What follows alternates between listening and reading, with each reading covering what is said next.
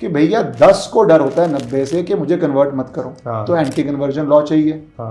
यहां पे क्यों हिंदू साइड से डिमांड आती है कि एंटी कन्वर्जन लॉ हो? कहीं ना कहीं ऐसा लगता है क्योंकि अब जब से मोदी गवर्नमेंट आई है तब से आप देख रहे हैं कि पाकिस्तान की इकोनॉमी का पतन हुआ है, और यही आप अगर पहले जाके देखें और अभी हमने जो जस्ट बात की 2611 के अराउंड, ऐसे लग रहा है कि कांग्रेस और पाकिस्तान का कहीं ना कहीं एक अलायंस था। सरकार को एंटी बोल रहे हैं, पर हाँ ये पूरे समाज को भी एंटी बोल सकते हैं कि हाँ भाई समाज ने क्यों किया, ठीक है टेरर अटैक हो रहा है, क्या बड़ी बात है। सेक्युलरिज्म के लिए आपके 10 20 50 लोग मर रहे हैं तो मरने दीजिए, सेक्युलरिज्म ज्यादा जरूरी है। ये लॉ में तो ज्यादा होल्स हैं, एक स्विस चीज में जितने होल होते हैं ना उससे ज्यादा होल है ऐसे भी। और दूसरी तरफ से तो ये क्लीन कट अनकॉन्स्टिट्यूशनल है। अगर आप प्रिंसिपल स्टैंड की बात करें, मेरे ख्याल से प्लेसेस ऑफ वर्शिप एक्ट एक लिटरली काला कानून है जो हिंदुओं से उनका बेसिक राइट छीनता है।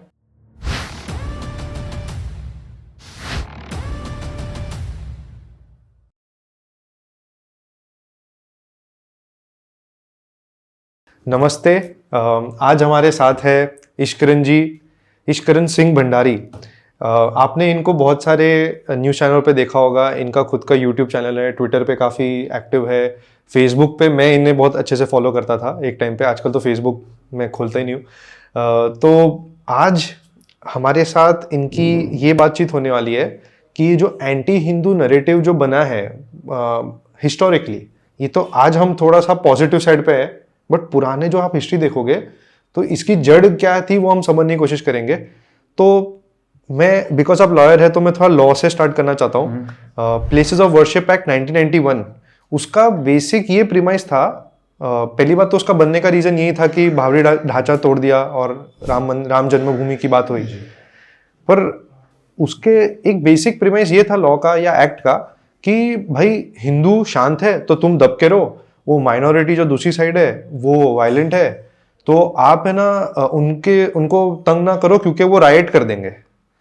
तो ये क्या बात हुई, ये अपीजमेंट क्या लेवल पे डिग्रेड हो गई? देखिए, आपको जब लॉ पे हम प्लेसेस ऑफ वर्शिप पे आते हैं तो उसको आप एक होलिस्टिकली अगर लंबे तरह से देखिए, लॉ तो फाइनल रिजल्ट होता है। और प्लेसेस ऑफ वर्शिप एक्ट मंदिरों से करता है तो हम इंडिपेंडेंस के बाद पहले मंदिर जिसको रिक्लेम रिकंस्ट्रक्ट किया जा रहा था, सोमनाथ मंदिर, उससे आप देखिए कि वहां पे क्या ऑपोजिशन था उस समय के प्राइम मिनिस्टर द्वारा, where the prime minister Jawaharlal Nehru writes a letter saying कि ये हिंदू रिवाइवलिज्म है, बेसिकली एक रिग्रेसिव स्टेप है। वो प्रेसिडेंट को कहते हैं कि आप मत जाइए। वो के मुंशी जी जो कैबिनेट के कुलीग हैं, उनके इस चीज से वो खुश नहीं है कि वो कैबिनेट में होके क्यों कर रहे हैं। तो ये प्लेसेस ऑफ वर्शिप एक्ट तो बहुत 40 साल बाद आया है उसके। आप रियलाइज कीजिए कि इंडिपेंडेंस के बाद एक मंदिर जो बारबेरियंस ने आक्रमण करके तोड़ा, उसको इंडिपेंडेंस से पहले प्रॉमिस किया हुआ सरदार पटेल का, उसके अंदर भी उस समय प्राइम मिनिस्टर किस तरह बाधा डाल रहे थे। बाद में कई डॉक्यूमेंट्स जो कहते हैं के एम मुंशी जी के करियर ने सफर किया when the prime minister became stronger, क्योंकि जो फ्रीडम फाइटर्स थे वो धीरे धीरे एज की वजह से, कोई नेचुरल कॉजेस की वजह से जब नहीं रहे जैसे सरदार पटेल, तो प्राइम मिनिस्टर ज़्यादा स्ट्रॉन्ग हो जाते हैं। वैसे भी पावर कंसोलिडेट होती है समय के साथ। तो प्लेसेस ऑफ वर्शिप एक्ट तो बहुत बाद में है, जिसको डिस्कस करना बहुत ज़रूरी है, क्योंकि ज्ञानवापी केस में होगा, वो कृष्ण जन्मभूमि केस में होगा, सब केस में होगा। पर उससे पहले ये सवाल आना चाहिए, सोमनाथ क्यों प्रॉब्लम क्या है, लोग इतना डीप जाना नहीं चाहते। फिर सोमनाथ का जो नैरेटिव था वो कितने साल चला, उस नैरेटिव को कैसे मीडिया ने, कैसे जो हमारे यहाँ पे बहुत ऑडियंस देखती है बॉलीवुड ने, कैसे सॉफ्ट पावर ने उसकी सेलिंग करी, कैसे वो एक्सेप्टेबल बना। वो इतनी एक्सेप्टेबल आता है कि सेकुलरिज्म के नाम पे आप एक ऐसा लॉ लेके आते हैं, प्लेसेस ऑफ वर्शिप एक्ट, जो स्पष्ट कहा जाए, आपके पास डॉक्यूमेंट हो कि जमीन आपकी है, आपके पास एविडेंस हो कि इसको तोड़ा गया, आपके पास सारे प्रॉपर्टी राइट्स हो, पर आप कोर्ट जाके अपने राइट का दावा भी नहीं पेश कर सकते। आपसे आपका बेसिक राइट के भैया आपकी प्रॉपर्टी छीनी गई, आपके पास डॉक्यूमेंट्स हैं, आपके पास एविडेंस है, साइंटिफिक प्रूफ है, सब कुछ है, पर सेक्युलरिज्म है इसलिए मैं आपसे आपका राइट छीन लूंगा, आपका हक छीन लूंगा, और ये सेक्युलरिज्म कहती है। वैसे सुप्रीम कोर्ट की शुरू से जजमेंट्स हैं कि किसी भी केस के अंदर आप जुडिशियल रिव्यू नहीं ले सकते। तो आप ये टेक्निकल लीगल ग्राउंड्स पे तो हम आएंगे सारा, बट आप इसको बेसिक वे में लीजिए कि मेरा हक है पर मैं अपने हक के लिए कोर्ट नहीं जा सकता। डॉक्टर अंबेडकर ने कहा था article 32 is basically crown joule है। अगर आपके पास कोर्ट जाने का राइट नहीं है तो आपके पास कोई भी राइट नहीं है। भाई कानून का क्या मतलब है अगर कानून इन्फोर्स नहीं हो सकता तो यहां पे आपसे आपका हक छीन लिया जाता है और कोई प्रोटेस्ट नहीं होता, कोई मरमर नहीं होता, कोई यहाँ पे समाज में रिएक्शन नहीं आता। अब लीगली चैलेंज हो रहा है, अब लीगली एक्सेप्शंस आ रहे हैं, पर बनाने वाले का जो मोटिव था वो सिंपल वे में था, हिंदुओं से उनका हक छीनना, क्योंकि ये सेक्युलरिज्म के लिए है, या इससे लॉ एंड ऑर्डर प्रॉब्लम हो जाएगी अगर हिंदुओं ने अपना हक को इन्फोर्स किया। इसके अंदर मॉब का वीटो बोल लीजिए, इसके अंदर आप सेकुलर वीटो बोल लीजिए, इसके अंदर आप वोट बैंक वीटो बोल लीजिए, जो भी बोल लीजिए। पर जो लोग प्लेसेस ऑफ वर्शिप एक्ट को बुरा मानते हैं वो भी कई बार कॉन्सेंट्रेट नहीं करते बिगिनिंग। अब सोमनाथ मंदिर में जब समझेंगे क्या पॉलिटिक्स हुई, क्या चिट्ठियां हैं, क्या डॉक्यूमेंटेशन है, तब आप समझेंगे किस तरह anti Hindu narrative agenda governing class से, रूलिंग क्लास से आया, जो फाइनली जाके टूटा है दो कारणों से। एक, rise of prime minister Modi, no doubt because of rise of prime minister Modi, and also advent of social media, जिसने एक ऑर्डिनरी हिंदू को बिना गेटकीपर के, जैसे अखबार थे, अब आपके पास तर्क है, लॉजिक है, सब कुछ है, पर जैसे कहते हैं जंगल में मोर नाचा किसने देखा, अगर आप वो अखबार में छाप ही नहीं सकते तो आप अपना लॉजिक लोगों तक कैसे पहुंचाएंगे। वो सोशल मीडिया ने, जैसे आप आए हैं, हम बात कर रहे हैं, सोशल मीडिया ने वो एबिलिटी दी है कि लोग अपना लॉजिक लोगों तक पहुंचा पाए। उसके बाद आपकी मर्जी, आपको लॉजिकल लगता है गुड, आपको लॉजिकल नहीं लगता है गुड, आप मत मानिए उसको, पर मैं अपना लॉजिक तो पहुंचा पाऊं आप तक। ये जो गेट कीपर्स थे मीडिया के अंदर, ये लॉजिक नहीं पहुंचाने दे रहे थे। और सिर्फ मंदिर की बात नहीं करी, अभी अब मुझे आज भी याद है 2015 मेरे ख्याल से जुलाई था, जहां पे एक हेडलाइन आती है इंडियन एक्सप्रेस में, एंड दे हैंग्ड याकूब मेनन। अब एक टेररिस्ट को फांसी मिलती है, एंड दे, अब जो भी इंग्लिश समझते हैं वो जानते हैं कि एक अदरिंग होती है, किसी को अलग करना, किसी को अपने से डिफरेंट लाना। अब यहां पे एंड दे कौन है? भारत सरकार, सुप्रीम कोर्ट, प्रेसिडेंट जिसने एसेंट दिया होता है, मर्सी पिटीशन रिजेक्ट की होती है, ट्रायल कोर्ट से लेकर सुप्रीम कोर्ट तक आप कन्विक्ट हुए, कोर्ट का फैसला है। तो दे कौन था यहां पे? पाकिस्तान। आप अपने देश को दे कह रहे हैं। ये 2015 तक हो रहा है, क्यों नहीं कहा याकूब मेनन द टेररिस्ट हैंग?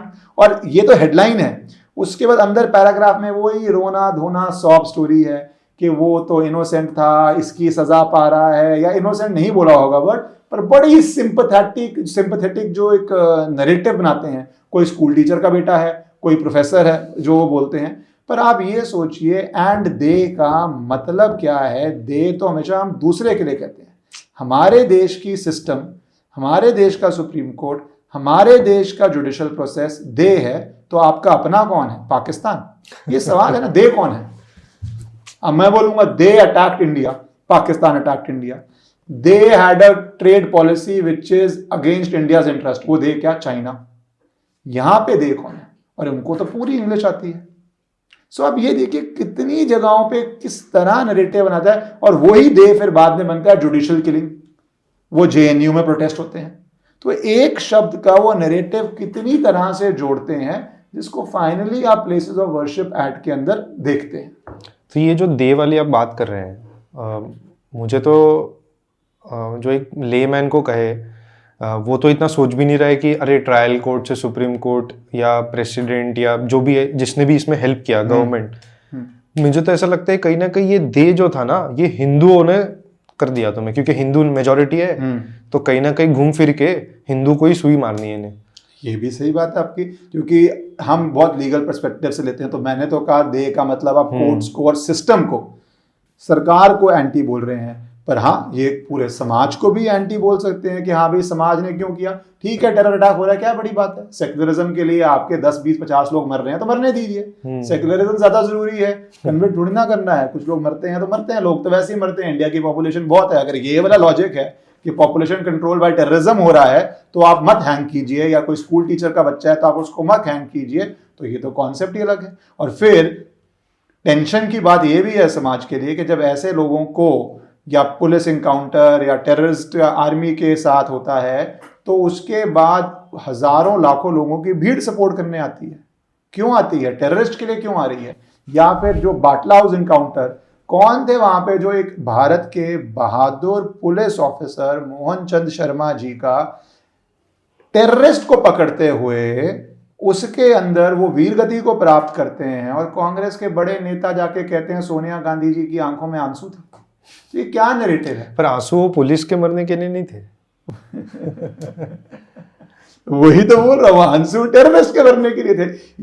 ये बात बोलनी पड़ती है। ये देखिए ये हमारे देश का, तो ये नहीं था कि आपने बिल्कुल ठीक इंटरजेक्ट किया कि पुलिस के मरने पे नहीं था कि गलत हुआ। और कितना नैरेटिव बना, आप सुनिए पुलिस पे कितना प्रेशर है, वो कितना नैरेटिव बना। करनैल सिंह जी उस समय ज्वाइंट सीपी थे, मेरे ख्याल से वो ऑपरेशन लीड कर रहे थे, मेरी काफी बारी उनसे बात हुई थी। वो कितना नैरेटिव बना था कि पुलिस ने गलत किया। तो अगली बारी पुलिस ऑफिसर अगर टेररिस्ट से मुठभेड़ हो रही है तो क्या करे? गोली खाएं, जिंदा ना रहें? कि हम टेररिस्ट को पकड़ेंगे तो लीडरशिप की आंखों में आंसू आ सकता है, या हमारे पे इंक्वायरी हो सकती है, या हमारा करियर बर्बाद हो सकते हैं, या हम जेल जा सकते हैं। तो आप कितना पुलिस के हाथ पैर बांध रहे हैं।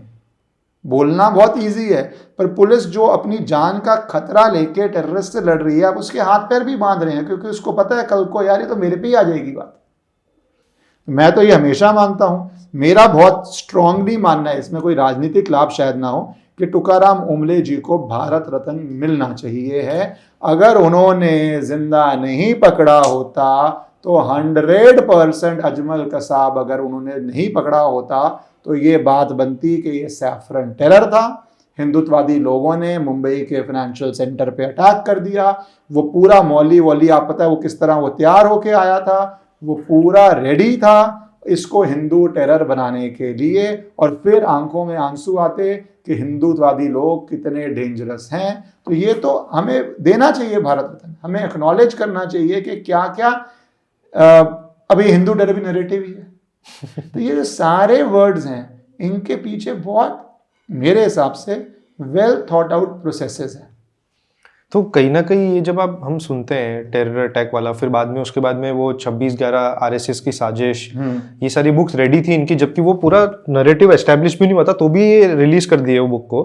कहीं ना कहीं ऐसा लगता है क्योंकि अब जब से मोदी गवर्नमेंट आई है तब से आप देख रहे हैं कि पाकिस्तान के इकोनॉमी का पतन हुआ है। और यही आप अगर पहले जाके देखे, और अभी हमने जो जस्ट बात की 26/11 के अराउंड, ऐसे लग रहा है कि कांग्रेस और पाकिस्तान का कहीं ना कहीं एक अलायंस था। अभी मेरा जो मानना है, थोड़ा सा मैं इसको डिफरेंटली लूँगा कि इकोनॉमिक पतन जो पाकिस्तान का हुआ है, एक पॉइंट। दूसरा पॉइंट जो आप कह रहे हैं आरएसएस की साजिश, किताब रेडी थी, तभी मैंने कहा कि भारत रत्न दिया जाना चाहिए तुकाराम ओमले जी को उनकी वीरगति के लिए। पर इसके अंदर नैरेटिव पावर आप कभी सोचते हैं? मुझे कई चीज़ें हैं जो बिल्कुल याद रहती हैं इसके अंदर। अगर आप याद करें नैरेटिव के अंदर, हिंदू टेरर नैरेटिव के अंदर कथुआ गैंग रेप याद है आपको? उसके अंदर किस तरह करीना कपूर खान एक पोस्टर लेके खड़ी होती हैं और बहुत सारे बॉलीवुड के स्टार्स, मेरे ख्याल से 25-30 होंगे, लोग गूगल कर सकते हैं, उसको देख सकते हैं, वो सारे सेम लैंग्वेज सेम वर्ड लेके। अब पहली बात, ये कुछ भी पोस्ट करते हैं स्टार्स तो इसके लाखों की आपको पता है फीस है या करोड़ों की फीस है, जो भी होगी एज द केस में भी। और सबके शब्दों में 3 चीजें आती हैं। हिंदुस्तान, ये तो आईडी ऑफ इंडिया वाले हिंदुस्तान वर्ड यूज होता है, जो मुझे नहीं पता कितनी बारी अगर किसी व्यक्ति ने बॉलीवुड से कुछ पोस्ट किया है तो इंडिया की जगह हिंदुस्तान लिखा होगा। कोई एआई या गूगल सर्च से करे कितनी बारी हिंदुस्तान वर्ड यूज होता है, पर गैंग रेप के केस में यूज हो रहा था। अब ये वो लोग नहीं है जो हर बारी हिंदुस्तान बोलते हैं। तो पहली चीज तो ये नैरेटिव की बात करते हैं। दूसरी, उसके अंदर क्या कहा, देवी को कोट्स में डाल के देवी स्थान। और तीसरी क्या, टेम्पल। अब हीनियस क्राइम किसी भी जगह हो सकता है और उसको पनिश करना चाहिए और उसको आपको हैंग टू डेथ। मैं उनमें से नहीं हूं जो रिफॉर्म में बिलीव करता है। जुडिशरी के अंदर, लीगल सिस्टम के अंदर बहुत सारी पनिशमेंट्स है ना, कि आप डेथ पेनल्टी दीजिए ना दीजिए। आई बिलीव ऐसे केसेस में डेथ पेनल्टी होनी चाहिए। तो मैं उस साइड ऑफ लीगल डिबेट पे हूँ। टेररिज्म केसेस में इसमें होनी चाहिए, रिफॉर्म नहीं पॉसिबल है। बट आप ये देखिए, हीनियस क्राइम होता है, हीनियस क्राइम कहीं भी हो सकता है, किसी स्कूल में हो सकता है, किसी होटल में हो सकता है, होना नहीं चाहिए। और किसी भी रिलीजन के रिलीजियस जगह पे, स्ट्रक्चर पे, स्पॉट पे हो सकता है। कभी आपने, और मैं एक चुनौती देता हूं, कभी आपने अगर किसी और रिलीजियस स्थान पे हुआ हो, आपने कभी उस रिलीजियस स्थान का नाम इस तरह सुना होगा हैशटैग्स के अंदर जिस तरह टेम्पल था? आज तक नहीं हुआ होगा। और यहां पे कौन कर रहे हैं? वो लोग जो नॉर्मल पोस्ट करने के लिए करोड़ों रुपए लेते हैं, फिर इतने सारे लोग कर रहे हैं। तो ये नई नई सरकारें थी, पर क्या जांच नहीं होनी चाहिए कि कौन सी पीआर एजेंसी ने हर स्टार को अप्रोच किया, हर स्टार को कन्विंस किया कि वो ये प्लैकार्ड लेके खड़े हों? क्या इसके लिए पैसे लिए गए या नहीं लिए गए? क्या इसके लिए एक सिस्टमैटिक अटेम्प्ट था, और वो कहाँ से अटेम्प्ट था? इस अटेम्प्ट का पर्पस क्या था? ये सारी बातें एक लेजिटिमेट क्वेश्चन है किसी भी डेमोक्रेसी में। और आपने जब किसी और क्राइम पे, जो अगर किसी और रिलीजियस जगह पे हुआ है, ना किया हो, तो मंदिर में, टेम्पल में, देवी स्थान में आपको क्या करने की जरूरत पड़ गई? क्या इसकी जांच नहीं होनी चाहिए? और ये सारे नैरेटिव्स एक साथ जब जुड़ते हैं, वो रिजल्ट करते हैं ऐसे लॉज में जैसा प्लेसेस ऑफ वर्शिप एक्ट है, जो आपसे आपके राइट लेता है, क्योंकि वो बात इस तरह दिखा रहे हैं कि हिंदूज आर सो डेंजरस और सो वायलेंट कि इनके राइट्स ले लिए जाएं, जबकि डॉक्यूमेंटेड फैक्चुअली ऐसा एक भी आपको घटना नहीं मिलेगी। तो ये हमें बेसिकली लॉ मेकिंग के पीछे क्या क्या स्ट्रैटेजीज हैं, क्योंकि लॉ में बहुत बड़ी लोग फोकस करते हैं उसके ऊपर, और कॉमन सिटीजन का तो ये राइट है कि अगर अवेयरनेस होगी तो सही सरकार को वोट करेंगे, सही सरकार को वोट करेंगे तो ऐसे लॉज नहीं आएंगे। पर वो एंड स्टेज पे हम बहुत ज़्यादा फोकस करते हैं। जो इसके सारे बिल्डिंग ब्लॉक्स हैं, एंड स्टेज तो कोर्ट में चैलेंज होना है। कोर्ट में प्लेसेस ऑफ वर्शिप एक्ट कैसे अनकॉन्स्टिट्यूशनल है, पिटीशंस पेंडिंग है, वो चैलेंज होना है। पर जो सोसाइटी में नैरेटिव है, वो जानना भी उतना ही मेरे ख्याल से ज़रूरी है, इम्पॉर्टेंट है, ताकि हम समझ पाएं कि कितना लंबा एक एजेंडा है, कितना बड़ा एक प्लान है, कितना डेप्थ तक इन डिटेल ये प्लान है, जिसको स्टेप बाय स्टेप आपको अनरावल करना है, और तब जाके आप सक्सीड कर पाएंगे इन प्लान्स के अंदर। तो अगर मैं थोड़ा सा पीछे जाऊँ तो कथुआ की बात की आपने, तो उसमें तो पहले से ही क्लियर हो चुका था कि वो लड़की, बच्ची, उसके साथ रेप हुआ था किधर, और उसको फिर डंप कर दिया गया था एक कश्मीर या जम्मू के टेम्पल में। और फिर अगर आप अभी इस पे आते हैं, जो बॉलीवुड वाली चीज़ पे आपने कही, तो ये जो पीआर एजेंसीज थी, इनको कौन फंड कर रहा है, ये सबसे पहले दिमाग में आता है, क्योंकि ऑब्वियसली एज यू सेड, बहुत करेक्ट बोला कि ये लोग करोड़ों रुपए लेते हैं एक इंस्टाग्राम पोस्ट के लिए, और ये तो इतना हाई रिस्की चीज थी, definitely they would have not done it for free, मेरा मानना है। और फिर आप इसमें देखेंगे बॉलीवुड ही पकड़ रहे अगर हम, तो बॉलीवुड में हम सिस्टमैटिकली देखें तो मारवाड़ी बनिया विलन है, आपके पंडित्स तो विलन को आशीर्वाद देते हैं। और विलन क्या होते हैं? विलन बड़े से हिंदू टीके के साथ, ऑरेंज या रेड कलर के टीके के साथ आते हैं, उनकी डरावनी मूछें होती है, और वो हर लड़की को तो रेप करने के लिए देखते हैं, बुरी नज़र से देखते हैं। मोटे सेठ होंगे, चेन होगी, सुनार होगी। और उसी साइड पे मुस्लिम्स, बड़े गरीब से पंडित चचा होंगे। शोले में एक ही मुस्लिम है, पर मस्जिद से लास्ट में अजान आती है, कौन मस्जिद से अजान दे रहा है जब एक ही मुस्लिम बाहर बैठा है तुम्हारे सामने? तो ये सारी जो चीजें हैं इतनी स्टूपिड है और आपके दिमाग में भरी गई है। मैं सिर्फ आपसे इस बात पे डिसएग्री करूंगा, जहां आप कह रहे हैं इतनी स्टूपिड है। स्टूपिड नहीं है, बहुत स्ट्रैटेजिक है, बहुत स्ट्रैटेजिक है। ये आप गलती करते हैं जब आप इसको स्टूपिडिटी या एक्सीडेंटल मान लेते हैं। वो मुझे शोले का याद नहीं, क्योंकि फ्रैंकली मैं इतना वो नहीं मतलब देखी तो ही है मूवी, बट इतनी डिटेल में याद नहीं है। बट जो आप लार्जर पॉइंट बोल रहे हैं, मैं उस लार्जर पॉइंट पे बोलता हूँ कि जेम्स बॉन्ड का मेरे ख्याल से एक लाइन है, once is a हैपेंस्टेंस, 2 times is a coincidence, 3rd time it is enemy action. कि एक बारी हो गया, 2 बारी चलो यार कोइंसिडेंस है, तीसरी बारी स्ट्रैटेजी है। जब आप एग्जाम्पल्स देखने शुरू करेंगे, तीसरी बारी नहीं 3000 बारी जब आप देख लेंगे, तो फिर उसको गलती या स्टुपिडिटी नहीं है। ऐसा अगर हम मानेंगे, ऐसा अगर समाज मानेगा कि ये स्टुपिडिटी है, तो कई हद तक हम इन अ वे स्टुपिड बन जाएंगे, क्योंकि हम उस चीज़ को, नरेटिव को, डेंजर को, खतरे को, प्लान को समझ नहीं पाएंगे। प्लान को समझोगे नहीं तो रिस्पॉन्ड क्या करोगे उस पर। आपने दिया, मैं एक एग्जांपल दे देता हूँ आपको, मूवी पीके का। आप अगर पीके को मूवी को देखें तो एक क्लासिकल एग्जाम्पल है वो, कि किस तरह अगर आप हिंदुओं पे बोलते हैं तो आपकी क्रिएटिव फ्रीडम है, या वो ऑल्टरनेटिव हिस्ट्री है, या वो फ्रीडम ऑफ स्पीच है। पर आप किसी, मैं नहीं कहता, मैं शुरू से कहता हूँ कभी किसी धर्म पे मत बोलो, मत ही पढ़ो, बट आप हिंदुइज्म पे ये लिबर्टीज कैसे ले लेते हैं, क्यों ले लेते हैं, उसके बाद भी करोड़ों कमा लेते हैं, और उसके बाद कहते हैं इंडिया इंटॉलरेंट है। मेरी वाइफ को लगता है इंडिया इंटॉलरेंट, अगर मैं आमिर खान की बात करूं स्पेसिफिकली, तो मेरी वाइफ को लगता है इंडिया इंटॉलरेंट है। ये आपको कैसे लग जाता है, जिस देश में आपको अपना नाम चेंज करना पड़ा, प्राउडली अपना नाम आमिर खान रख सकते हैं, और रखना भी चाहिए, कोई प्रॉब्लम नहीं है। उसके बाद आप हजारों करोड़ों, पता नहीं क्या मैं अमाउंट बोलूं, जो भी कमाते हैं टॉप स्टार्स कमा सकते हैं।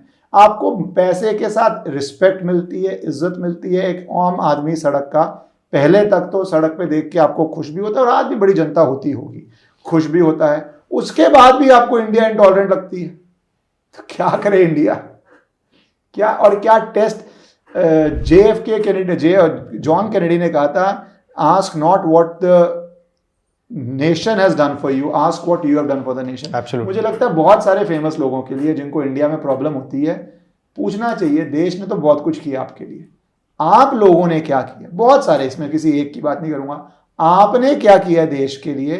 कभी इस पे चर्चा होगी तो एक अच्छी चर्चा होगी, एक बेटर चर्चा होगी। पर आप तो कह रहे हैं कि देश के लोगों ने क्या किया, ऐसे कर रहे हैं, पर अगर आप देखेंगे जो देश के नहीं है, जो पाकिस्तानी आर्टिस्ट थे, जब उनको बैन लगाया गया तो इन लोग का तो और दुख हुआ, इनको दर्द हुआ। ये प्रॉब्लम तो दोनों में, मैं तो क्रिकेटर्स भी बोलता हूँ, बॉलीवुड की बात क्यों करें। क्रिकेट के अंदर, इसके अंदर एक नेशन जो आप पे टेरर अटैक्स करता है, जिसका स्टेटेड पर्पस है आप पे टेरर अटैक्स करना, उसके अंदर आप कहाँ से ये ढूंढ सकते हैं कि हम उसको पैसे कमाने देंगे भारत के अंदर। मेरा एक, जिससे बोलते हैं ना, कई चीज़ों पे लॉजिक की बात तो इतनी एक्सट्रीम है।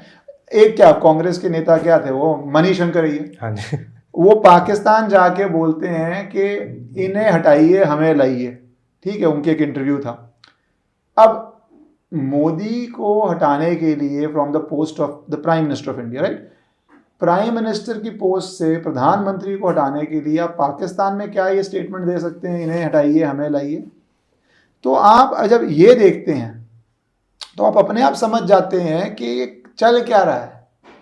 जब आप ये देखते हैं कि उनके आर्टिस्ट यहाँ पे आए, जब आप कहते हैं उनके क्रिकेटर्स यहाँ पे आए, तो ये तो नो गो जोन है। बहुत अच्छी नीति बदली है मोदी सरकार ने, जहाँ पे द फॉरेन मिनिस्टर ने उसको ऑब्वियसली एक्सप्रेस किया, बट ये मेरे अनुसार नीति तो obviously flows from the prime minister कि आपकी क्या पॉलिसी होनी है, उसको आप पर बहुत ब्यूटीफुली एक्सप्रेस किया। हमने कहा terror and talks can not go hand in hand. आप ब्लैकमेल नहीं कर सकते कि भैया टेरर करो और टेरर हो रहा है इसलिए टॉक करो, तो वो तो एक ब्लैकमेल हो जाता है। या जैसे वो यासीन मलिक, किस तरह वो, जिसने हमारे देश के आर्म्ड फोर्सेस के ऑफिसर्स को मारा, वो भारत के प्रधानमंत्री से मिल लेता है, डॉक्टर मनमोहन सिंह से मिल लेता है। कैसे इतनी वेटिंग होती है, कोई प्राइम मिनिस्टर से मिलता है, और वो किस तरह लुटेंस दिल्ली, जो वर्ड कम यूज होता है, 14 में ज़्यादा यूज होता था, किस तरह वो फैंसी 5 स्टार्स में खाता था, किस तरह वो मीडिया में सेलिब्रेट किया जाता था। इतनी प्रिवर्सिटी है, इतनी प्रिवर्सिटी है कि आप कहाँ कहाँ गिनेंगे, किस एक्सटेंट तक गिनेंगे, किस लेवल तक गिनेंगे, और कैसे कैसे रोकेंगे। तो जैसे ना इतना वाइड एंगल है कि इसको आपको स्टेप बाय स्टेप इसको डिकंस्ट्रक्ट करना है, इसको चेंज करना है, इसको, और चेंज के लिए रेजिस्टेंस है। जैसे सेक्युलरिज्म वर्ड, अब ये प्लेसेस ऑफ वर्शिप एक्ट का एक बड़ा डिफेंस है सेक्युलरिज्म। सेक्युलरिज्म को डिबेट किया गया था, कंसिडर किया गया था।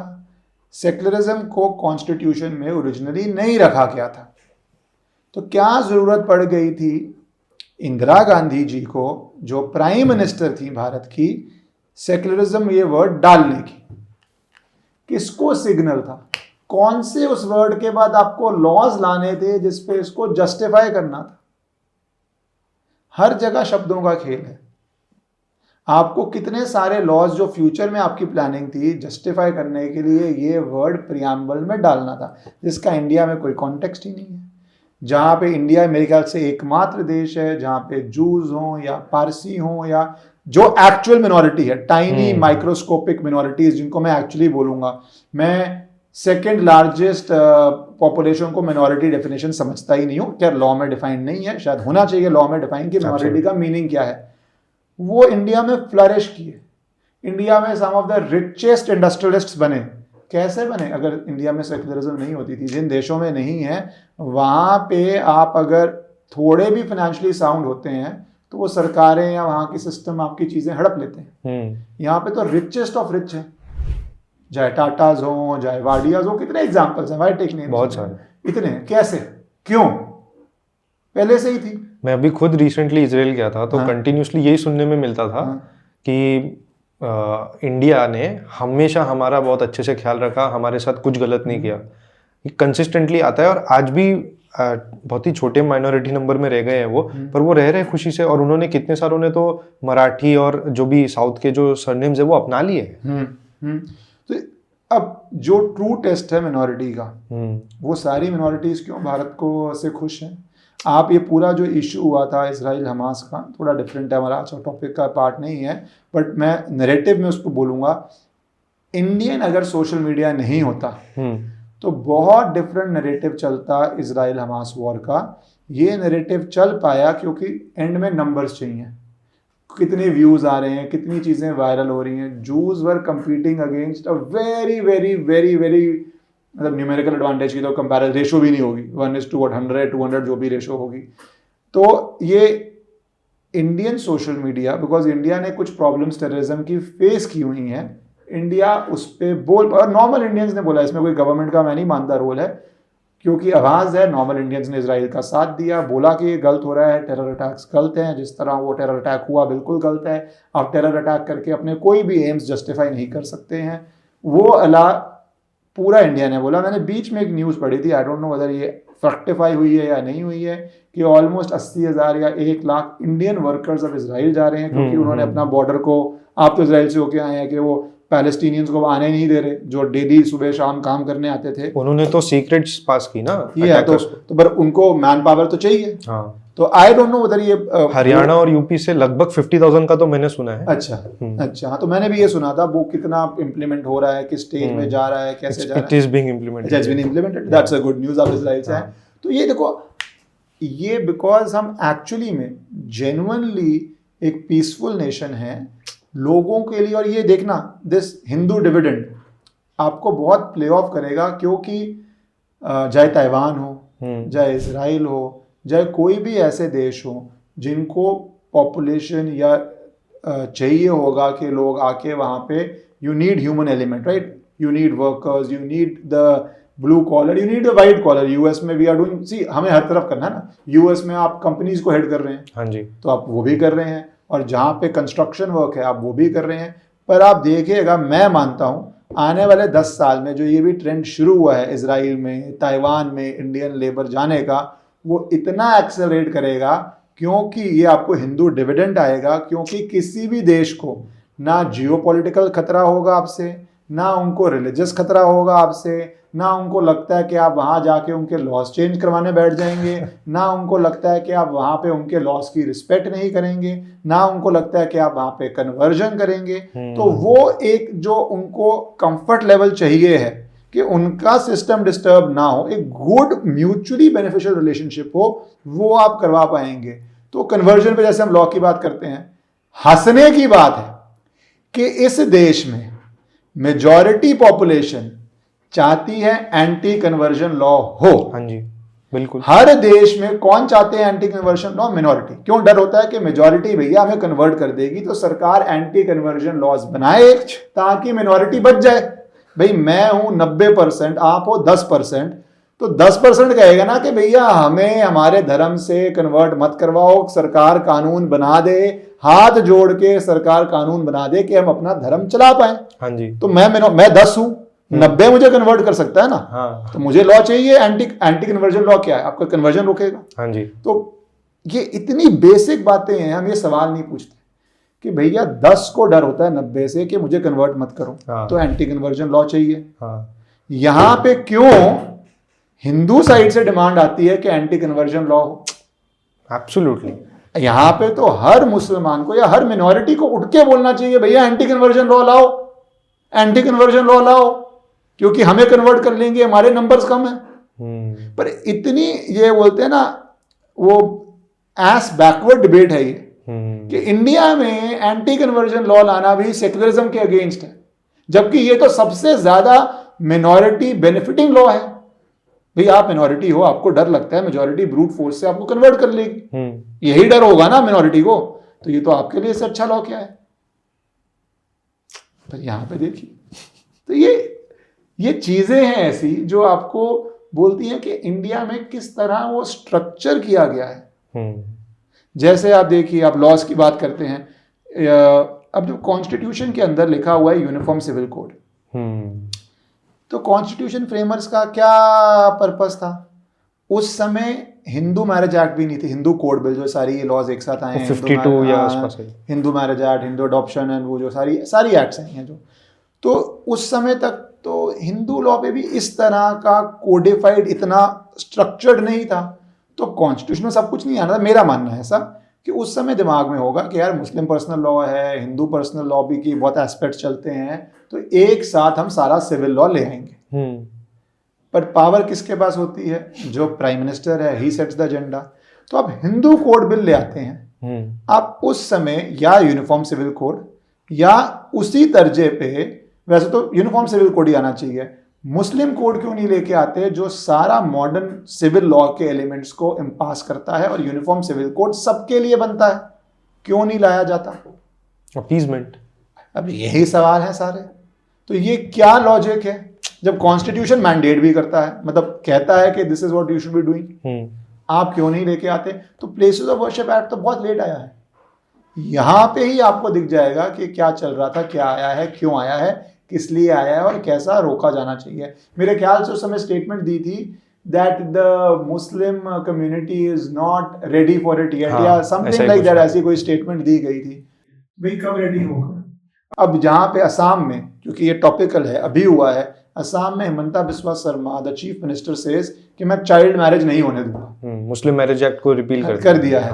अब इसमें क्या हम 2024 में चाइल्ड मैरिज पे बैन लग रहा है? नहीं, उस पर भी डिबेट हो रही है। हाँ, मैं यही बोल रहा हूँ, उस पर भी लोग विरोध कर रहे हैं। मतलब क्या हो रहा है? अगर आप एक एज के बिलो शादी करते हैं, आजकल हर देश में उसको वो स्टैट्यूटरी रेप है कि कंसेंट की एज ही नहीं है, आप उसको हर देश स्ट्रांगली अपोज करता है। हर देश में, हर democracy in a common sense oppose करता है उसको। आप चाइल्ड मैरिज के अंदर अगर सीएम डिसीजन ले रहे हैं, उसमें भी प्रॉब्लम, तो किस किस बात से प्रॉब्लम है? तो यहाँ पे ये चीज़ें मुझे लगता है ज़रूरी हैं समझने के लिए, और इनको रोकना बहुत ज़रूरी है। चाहे वो मीडिया हो, कि मीडिया किस तरह नैरेटिव करता है, क्यों मीडिया चीख चीख के नहीं कहता फाइनली चाइल्ड मैरिज रोका जाएगा? क्यों इसको अगेन सेक्युलरिज्म इसलिए प्रियम्बल में ज़रूरी था क्योंकि ये सारी चीज़ें आपको जस्टिफाई करनी थी। हाँ जी, जो मेरे हिसाब से जस्टिफिकेबल है ही नहीं। पर फिर जब इमीडिएटली इमरजेंसी खत्म हुई और दूसरी सरकार आई जो कोalition सरकार थी, तो इन्होंने क्यों नहीं वो इमीडिएटली वर्ड हटाया? क्योंकि आई थिंक जो इमरजेंसी में चीज़ें लाई गई उसको वापस एक फ्लोर टेस्ट का सामना तो करना ही पड़ा होगा, मतलब एक मुझे जो समझ है। फ्लोर टेस्ट का तो नहीं करना पड़ता, और बहुत सारी चीज़ें रिपील हुई थी, बट यही ना, कई शब्द तो उन्होंने भी उसका फायदा लिया। कई शब्दों में इतनी पावर होती है कि वो शब्द जब तक बहुत बड़ा नरेटिव ना किया जाए, और नरेटिव मीन जब तक लोगों तक लॉजिक और फैक्ट्स ना पहुंचाया जाए, वो चेंज करना पॉलिटिकली बहुत डिफिकल्ट है। सी एवरी गवर्नमेंट, मैं उन आइडियलिस्टिक में से नहीं हूँ कि गवर्नमेंट आते ही चाहे अच्छा हो, चाहे समाज में एक्सेप्टेंस हो ना हो, बस धाड़ धाड़ धाड़ चेंजेस कर दो। करनी चाहिए कुछ चेंजेस, धाड़ धाड़ धाड़ आपको इमीडिएटली आके करनी चाहिए। बट आपको 2 साल की सरकार थी, खिचड़ी सरकार थी, अलग अलग पक्ष थे, कौन से सपोर्ट कर रहे थे, कौन से नहीं कर रहे थे, सरकार बहुत लंबी नहीं चली। तो पहली बात तो वो एक सिंगल पार्टी रूल नहीं था जिसकी आइडियोलॉजी क्लियर हो, जिसका व्यू क्लियर हो।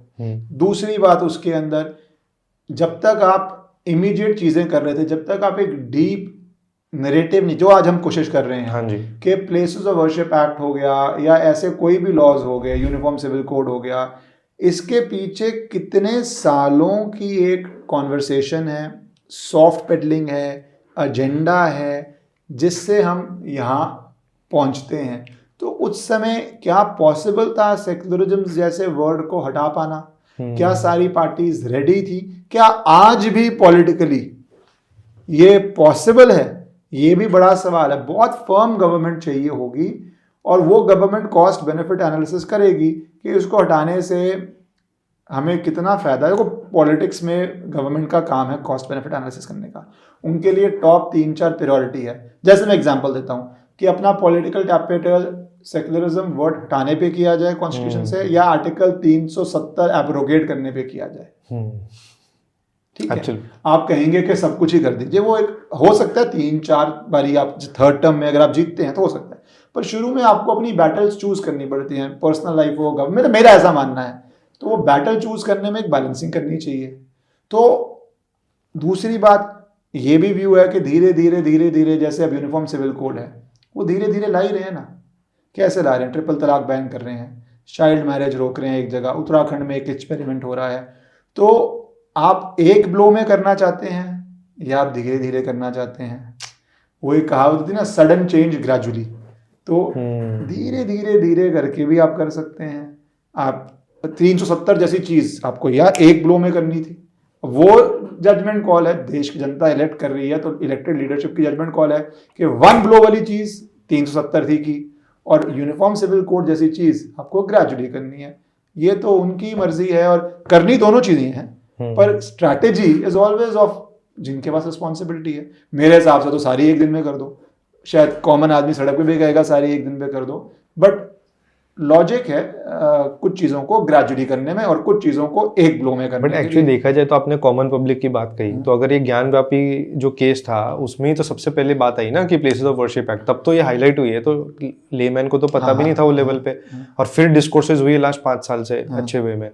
पर यही जो अभी गवर्नमेंट की बात करें तो मोदी गवर्नमेंट आई 2014 से 10 साल हो रहे हैं, तो इनका ये जो कह सकते हैं जो अभी बॉलीवुड वाला एंगल आते हैं वापस, अभी अभी आप रिसेंटली देख रहे हैं कि कोविड के अराउंड बॉलीवुड को बहुत लॉसेस हुए, नॉट बिकॉज कि कोविड के अंदर आप मूवी थिएटर नहीं देख सकते थे, पर ये क्योंकि लोग तंग आ चुके थे ये कंटिन्यूसली एंटी हिंदू मूवीज और एंटी हिंदू एलिमेंट से, प्रॉब्ली बिकॉज बहुत टाइम मिल गया लोगों को कोविड में अंदर बैठ के ये एक्चुअली सही इंफॉर्मेशन इंजेस्ट करने के लिए कि अच्छा ये होते आ रहा है इतने प्रॉपरली सिस्टमेटिक वे से, जैसे आपने कहा भी। ये जो रिसेंटली थोड़ा थोड़ा दिखने लग गया कि हाँ प्रॉपरली मुस्लिम्स को विलन दिखा रहे हैं, उसमें भी तो डायरेक्टर्स पे असर आ जाता है। मूवी आई थी अभी सूर्यवंशम आई थी, या ऐसा सूर्यवंशी आई थी, उस पे भी नहीं एनिमल आई थी ना एक अभी। हाँ एनिमल भी आई थी जिसके अंदर एक मूवी में कितना हड़कंप मच गया एक एस्टैब्लिश्ड इकोसिस्टम में कि विलन क्यों दिखा दिया गया। जो विलन कन्वर्ट हुआ था मेरे ख्याल से, जिसके मल्टीपल मैरिजेस थी या कुछ, मतलब कुछ ऐसा ही कुछ था ना, red an article on that, तो वो क्यों कर दिया गया। अब ये कभी नहीं पूछा गया कि उससे पहले जो इतनी सारी मूवीज आई थी उसमें क्यों हुआ। दूसरा एक और डिबेट हुआ, मुझे लगता है जो ये चेंज आ रहा है इसके पीछे माने ना माने एक बॉयकॉट मूवमेंट का बड़ा रोल रहता है। इसको बॉयकॉट को शुरू में बोला गया गलत है, तो मैंने ये मेरा तो उस समय भी मैंने ट्वीट भी किया था और मैंने वीडियोस में बोला, टीवी डिबेट्स में बोला कि जैसे आपके पास राइट है ये बोलने का कि प्लीज़ आइए और मेरी मूवी देखिए, हाँ मेरा फ्रीडम ऑफ स्पीच है, मैं अपनी मूवी को, किसी भी मूवी को प्रमोट कर सकता हूँ, हक है, करना चाहिए, फ्रीडम ऑफ स्पीच है।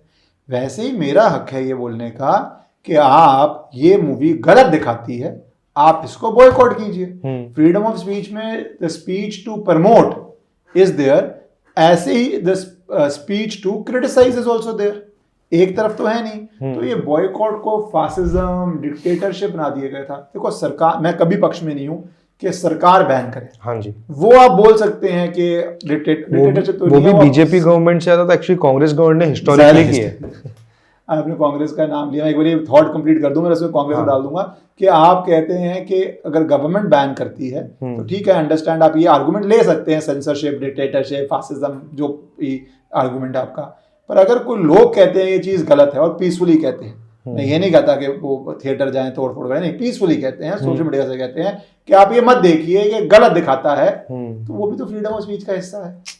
वो कैसे सेंसरशिप हो गई? नहीं, पर हम उसके जैसे फिर वो हो जाते हैं ना, हम तो अनपढ़ लोग हैं, या वो टाइटल्स वो दे रहे हैं, उनके नैरेटिव देने से क्या हो जाता है?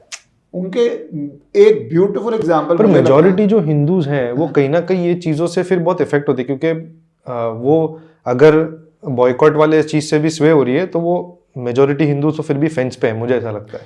तो एक जर्नी है, आप 1000 साल एक एजेंडा चला है, बात तो सही। आप जो ना कई चीज़ें ग्रेजुअली होंगी और कई चीज़ें झटके से होंगी।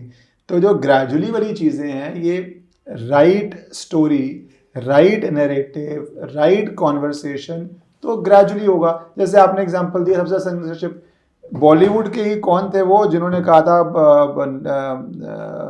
Jawaharlal Nehru the first prime minister पे उनका कोई वो था, कॉमनवेल्थ का दास है नेहरू कहने पे मजरू सुल्तानपुरी, वो 1.5 साल जेल में रहे थे to criticise a prime minister. मुझे आप एक बात बता दीजिए, एक व्यक्ति जिसने प्राइम मिनिस्टर मोदी को क्रिटिसाइज किया हो, सिर्फ इतना बोला हो कि मोदी इज अ हिटलर और अ डिक्टेटर और व्हाटएवर फासिस्ट या दिस और दैट, और वो 1.5 साल जेल में रहा हो?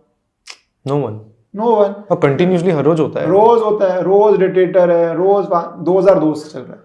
पर आप जब फ्रीडम ऑफ स्पीच की बात करते हैं तो वो उससे पहले जो हमारी फर्स्ट अमेंडमेंट आई, फ्री स्पीच रोकने के लिए आई, रीजनेबल रिस्ट्रिक्शंस लाए। क्यों? क्योंकि आर्टिकल्स छप रहे थे जो सरकार को पैलेटेबल नहीं थे, तो वो आपकी फ्रीडम ऑफ स्पीच हो।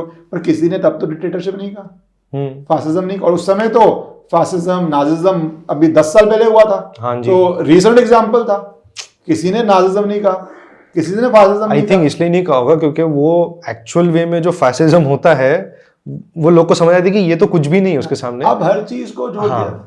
अब क्या है, वो बहुत डिस्टेंट मेमोरी है, तो लोगों बस बहुत इजी वर्ड है बोलने के लिए। मैं तो बोलता हूँ जिसको ये रिटॉर्ट करना पड़ता है ना, फासिज्म नाजिज्म, वो उसके पास कोई तर्क नहीं है। हाँ जी, कोई सर पैर तर्क ही नहीं है उसके पास, तो वो जोड़ देता है। पर फ्रीडम ऑफ स्पीच में तो वो पहली चीज थी ना जो रोका गया। क्यों आपको जरूरत पड़ी रीजनेबल रिस्ट्रिक्शन स्पीच में डालने के लिए? क्यों जरूरत पड़ी एक लिरिसिस्ट को जेल, या पोएट को, जिसको भी जेल भेजने के लिए? वो जरूरतें आपको पढ़ने के पीछे क्या आपकी एंटी डेमोक्रेसी माइंडसेट नहीं था? और आप आज बात करते हैं कि ये, और वैसे सरकारें तो सारी ही बहुत ज़्यादा फ्री स्पीच के प्रो नहीं है मेरे अनुसार, इसलिए कोई मैं इसमें तारीफ किसी भी सरकार की नहीं करना चाहूँगा। मेरे ख्याल से कोई भी सरकार सिटीजन के फ्री स्पीच के बहुत ज़्यादा प्रो नहीं है। इकोसिस्टम्स हैं जो कॉमन एग्जाम्पल जो नुपुर शर्मा के साथ हुआ। हाँ जी। और इकोसिस्टम्स हैं जो मुनावर वो फरीकी को बड़े बड़े प्लेटफॉर्म्स दे देते हैं, सेलिब्रिटी बना देते हैं। अब कितनी वोटिंग होती है, नहीं होती, बड़े बड़े शो दे देते हैं, विनर बना देते हैं। तो ये इकोसिस्टम्स चल रहे हैं ना। हाँ जी। ये इकोसिस्टम आपको और विक्टिम भी बना देते हैं आपको विक्टिम बना के, आपको पब्लिसिटी दे के, आपको पॉपुलर करके, और बहुत हैरानगी नहीं होगी इतने सारे फेम, पैसे, जो एक बड़ा इकोसिस्टम हेल्प कर रहा है, ये भी एक दिन जाके बोलेंगे इंडिया इंटॉलरेंट।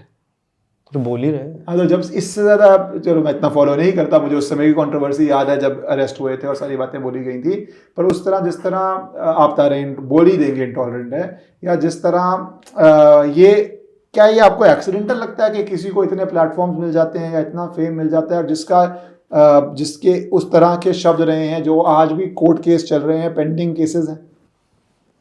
तो जैसे मैंने बोला, वो जो पोस्टर हम जहाँ से शुरू हुए थे, जो पोस्टर लेके आ गए, आप अगर उसको एक्सीडेंट समझते हैं तो समझ सकते हैं, समझने में दीपिका पाडुकोन का छपाक मूवी जो बहुत ही ज्यादा लोगों को उम्मीद थी क्योंकि वो सोशल कॉज पे थी, और उसके ऊपर उन्होंने प्रमोशन के चक्कर में जेएनयू के एंटी सीए प्रोटेस्ट वाली चीज में खड़े हो गए। ये अब मैंने क्या बोला ना, पीआर की एडवाइस कौन दे रहा है या खुद कर रहे हैं, मुझे कोई इंसिडेंस तो नहीं है। उसके बाद में आई थिंक जो मूवी का डायरेक्टर या प्रोड्यूसर थी, उन्होंने कहा कि उसकी भारी कॉस्ट चुकानी पड़ी। क्यों चुकानी पड़ी? वो जिसके ऊपर बायोपिक थी, उसने बोला कि एक्चुअली जो गई उसी की वजह से ये चीज हुई। तो देखिए, तो आपने एक अच्छे कॉज को किया, पर ये क्यों हो रहा है? क्योंकि लोगों में अवेयरनेस जाग गई। जैसे आप ये ब्रॉडकास्ट कर रहे हैं, ये सारी लॉजिकल बातें हैं, ये सारी आप तर्क से देख सकते हैं कि हाँ भैया क्या हेडलाइन थी याकूब मेनन के हैंगिंग पे, क्या कथुआ पे बोला गया, क्या इंटॉलरेंस पे बोला गया, क्या, ये सारी फैक्चुअल बातें हैं। अब जनता तक पहुंच रही है और जनता अपने आप रिस्पॉन्ड कर रही है इस पर, जनता अपने आप रिस्पॉन्ड कर रही है। जैसे मैंने काफ़ी काम किया कुछ संगठनों के साथ हलाल और झटका डिबेट पे, तो मेरा हमेशा से ये मानने का तर्क है कि जैसे हलाल लिखा जाता है आप झटका लिखिए, आप कुछ मत बैन कीजिए। हाँ, आप लिख दीजिए हलाल शॉप है, ऑप्शन दीजिए, ऐसा ना हो ना कि एयरलाइन में सिर्फ हलाल हो ऑप्शन ही ना हो। आप लिखिए कि ऑप्शन इज हलाल, आप लिखिए ऑप्शन इज झटका, let the people decide, people will decide इसको जो खाना है। आप ऑप्शन ही नहीं जब देते हैं, हाँ, वहां प्रॉब्लम है। जहां पे आप लोगों की एम्प्लॉयमेंट रोकते हैं वो प्रॉब्लम है। क्या ये डिस्क्रिमिनेशन नहीं है कि आप एक टाइप का ही मीट सर्व करेंगे कैप्टिव जगहों पे? देखिए थिएटर हो गया, रेलवे हो गया, एयरलाइन हो गया, ये सब कैप्टिव जगहें हैं, ठीक है। आप कोई भी कैप्टिव जगह पे जहाँ पे आप बाहर का खाना नहीं ला सकते, एयरलाइन में कहाँ जाओगे, या रेलवे में या होता है, तो वहाँ पे आप दोनों ऑप्शन दीजिए। हाँ जी। कई लोग कहते हैं नहीं नहीं इसको बैन करो उसको बैन करो, पूरी हलाल इकोनॉमिक्स पे डिबेट है। मैं बोलता हूँ वो एक सेपरेट डिबेट है, जिसको करनी है करे, नहीं लोगों को चॉइस तो दीजिए, हाँ जी, लोगों को बोलने तो दीजिए, लोगों के पास ऑप्शन तो हो, दोनों ऑप्शन दो, फेयर लेवल प्लेइंग फील्ड करो, लोग डिसाइड कर लेंगे क्या करना है।